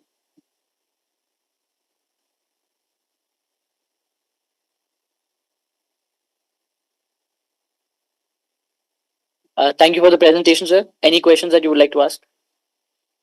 Moving on to the next paper ID, we have a 178. The paper name is Challenges to Auction on Cloud Platforms, Blockchain Enabled Solutions. And the author is Shraddha Bhardwaj. Just a second.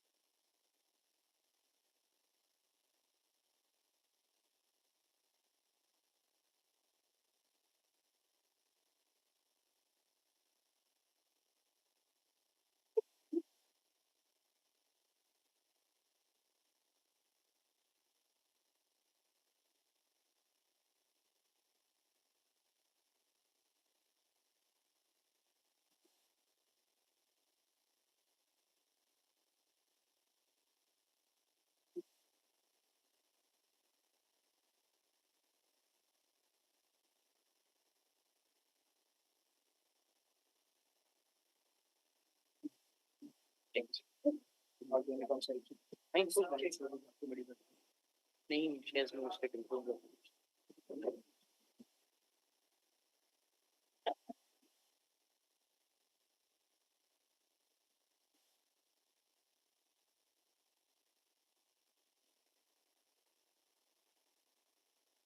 so welcome today. We'll explore the challenges of cloud based auctions and how blockchain technology offers potential solutions. By leveraging decentralization, security, and automation, blockchain can revolutionize the way we conduct auctions, fostering trust, transparency, and efficiency. Next. The rise of auctions. Traditional auctions are being outspaced by online alternatives driven by convenience, global access, and competitive bidding. Cloud platforms like AWS and Azure offer robust infrastructure and tools for managing online auctions. Challenges of cloud based auctions. While cloud platforms offer advantages, they also have limitations. Centralization creates risk, transparency can be opaque, and security breaches can occur. Dispute resolution is often. Please show your objective and conclude our study. Just go on your objective and research questions and finally conclude our study. And also a research gap. Sorry, ma'am? Research gap also.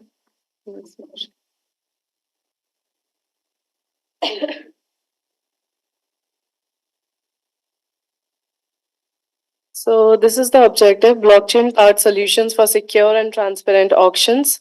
By harnessing power of blockchain, we can overcome the challenges of cloud-based auctions. Decentralization builds trusts, enhance security, protects data. Smart contracts automate processes and streamline efficiency, while scalable platforms can handle large-scale auctions effortlessly.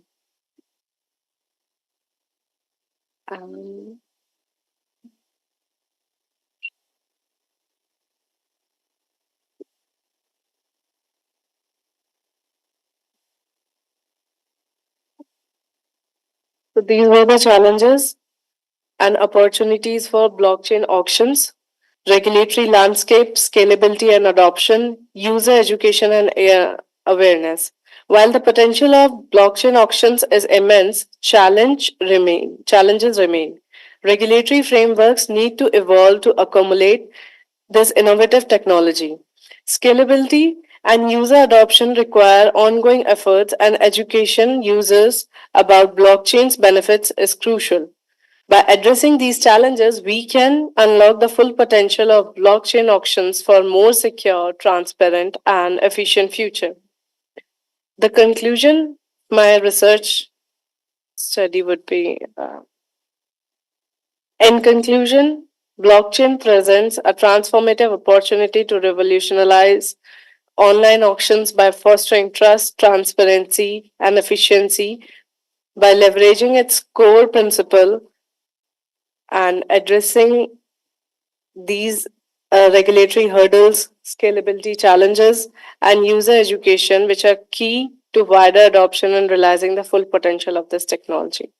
Thank you. Okay. Thank you, Shraddha. Nice presentation.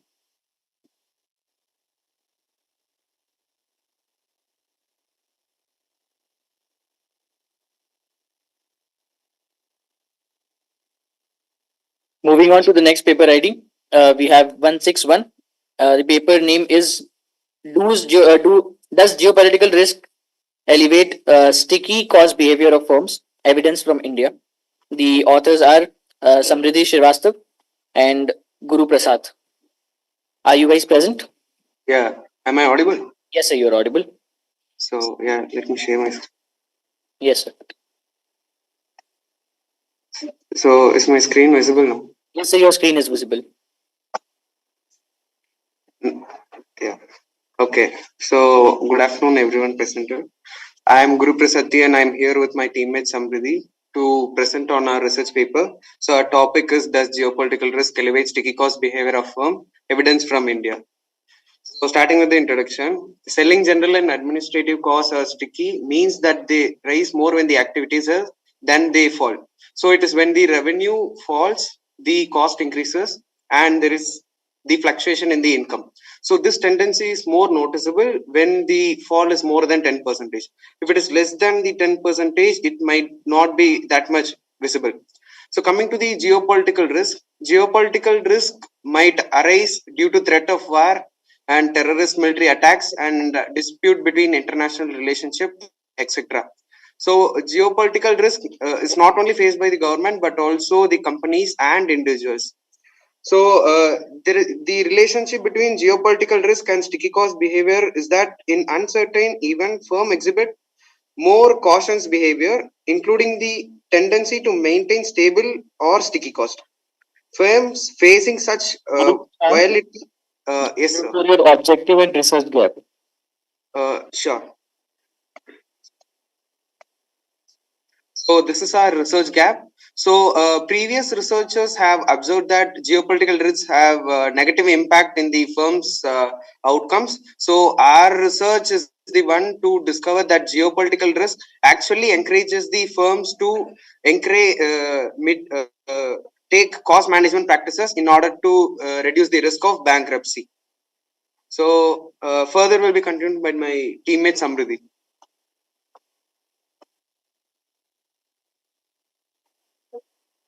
Am I audible?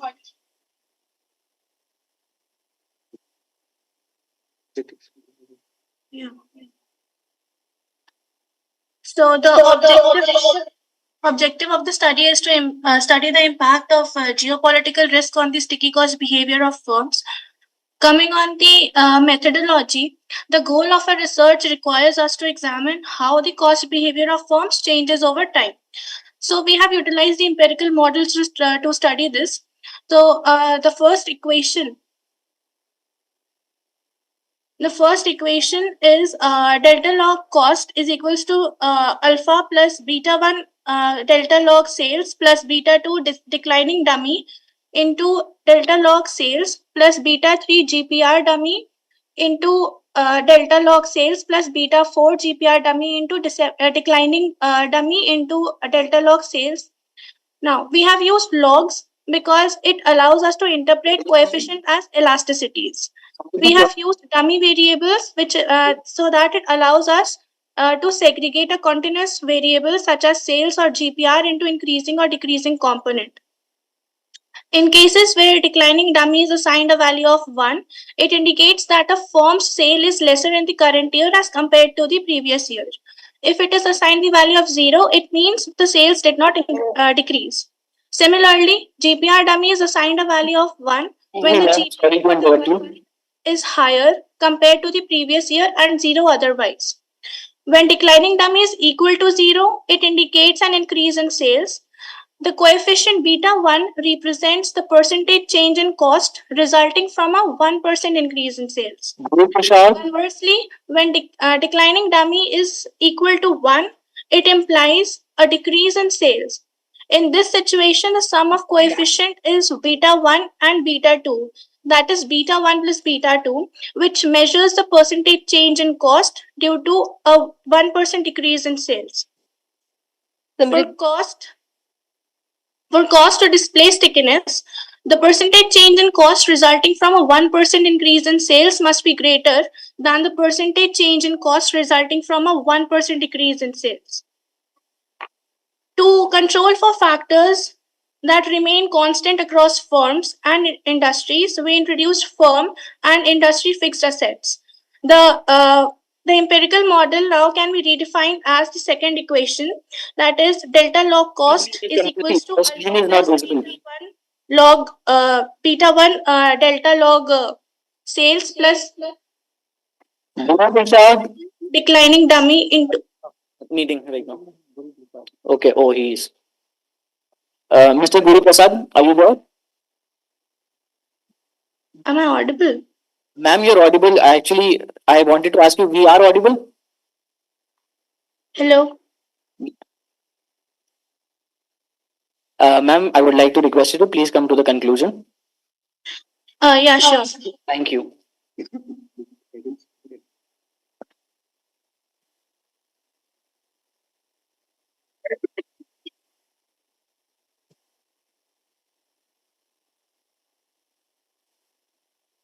So the conclusion of our study is that the findings have important implications for policymakers, and we demonstrated that financial constraint diminished the effectiveness of GPR in moderating a firm's sticky cost behavior. Our research reveals that GPR increases, as GPR increases, the firms experience a decrease in their sticky cost behavior. Samriti, can you explain equation 1 in theoretical terms? Yes, sir.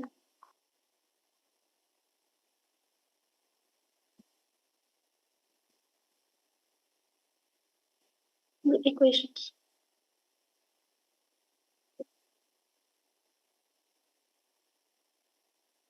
So, sir, first equation says that declining dummy, when it is assigned the value of 1, the sales of the current year is less than the sales of the previous year. And if it is 0, it means that the sales did not decrease. Beta 1 and beta 3 quantifies the impact of GPR increases on the percentage change in cost. Similarly, beta 1, beta 2, beta 3 and beta 4 measures the impact of GPR increase on the percentage change in cost. Therefore, this implies that beta 3 is greater than 0 and beta 4 is less than 0. Thank you, Samriti, for the presentation. Thank you. Thank you so much. So moving on to the next presenter, we have paper ID 176, and the paper name is Reaction Towards Online Advertisements for Millennials, a Fuzzy AHP Approach. And the presenters' name are Sahil Gupta, Arun Agarwal, and Sanjay Gupta. Are you guys present? I'm repeating the names. Sahil Gupta, Arun Agarwal. Are you guys present? As these guys are not present, we are moving to the next paper ID, that is paper ID 142, and the paper name is Interaction of Sustainability Index and Stock Market Index using ARIMA and TBAT's approach. The authors are Shrija Rajesh and Dr. Shalini. Hi, this is Shalini. I hope I'm audible to you all. Yes, ma'am, you're audible. Yeah, so good evening to one and all present here. This is Dr. Shalini, and I'm going to present a paper with my co-author, that is Shankar Narayana, Rajesh Shankar Narayana. He is also present over here, and I would be presenting the paper now. Okay. So our paper is on the interaction of sustainability index and stock market index using ARIMA and TBAT's approach. So here what we are trying to do is we basically try to check what is the the relationship between the equity market and the bond market with the sustainability index. This is what we are trying to check. So straight away I'll go to the objectives over here. So if I have to tell you, to the best of our knowledge, no studies have taken place so far comparing the equity market index, bond market index with the sustainability index. So the research questions of our paper is like, is there any correlation between the returns of equity, bond and sustainability index? And the second research question is, do bond and sustainability index returns have positive influence on the equity market returns? And the third one is, what forecasting technique should be used for the selected indices? So this is the literature that we have covered. I mean, some of them I should say that we have covered in our paper. And the data that we have chosen is purely secondary data. And the equity, we have taken Nifty 50 index, and for the bond market is represented by the Nifty composite GSEC index as well as the short-term money market index, that is Nifty 1-day rate index. And the sustainability index we have taken from the Nifty 100 ESG index. So all these we have taken from the NSE website. And for the purpose of conducting this study, we have taken the daily data for a period of 5 years from 1st October 2018 to 31st October 2023. and we have calculated the returns of all these indices, and we have calculated the this thing. So the tool that we have used for this study is the SPSS we have used, and then we have also used our software. And from this point, I would like to invite my co-author Rajesh Shankar Narayana to take over.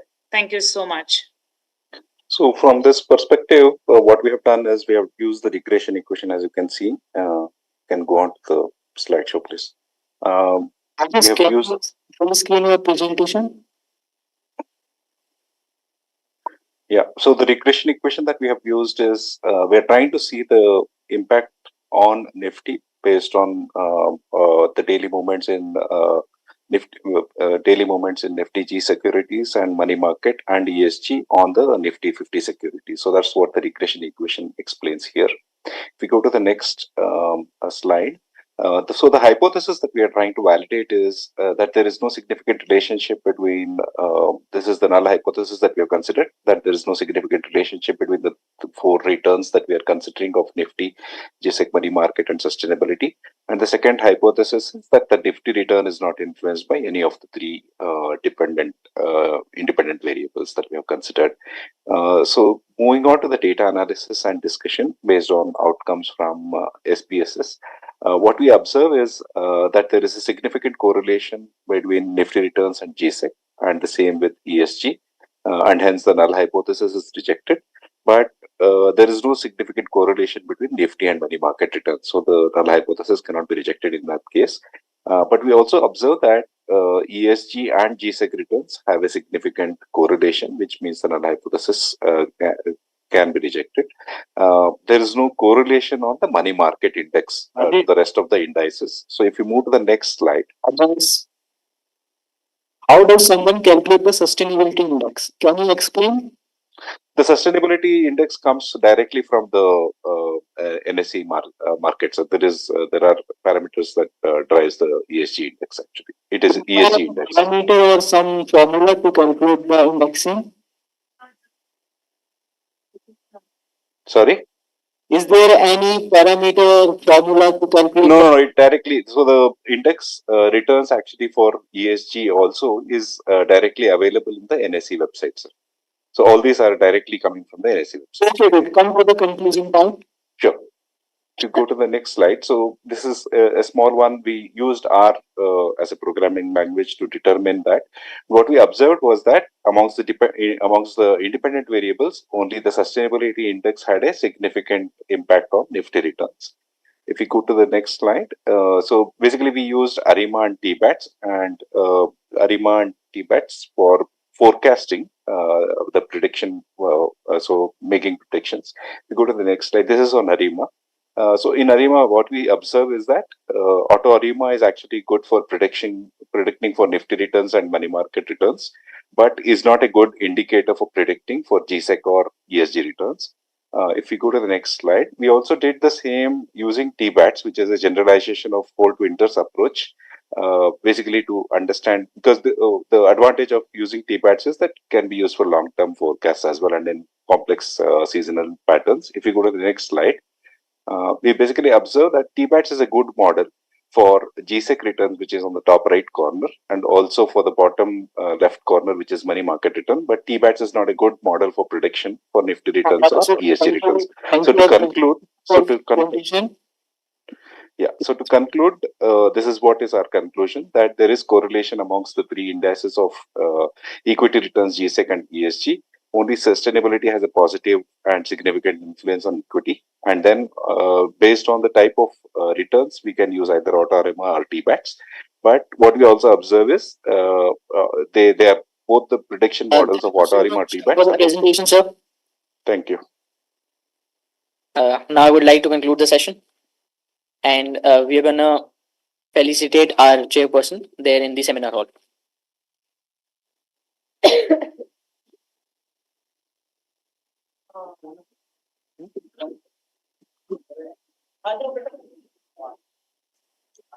Is it over? Shall I close the session?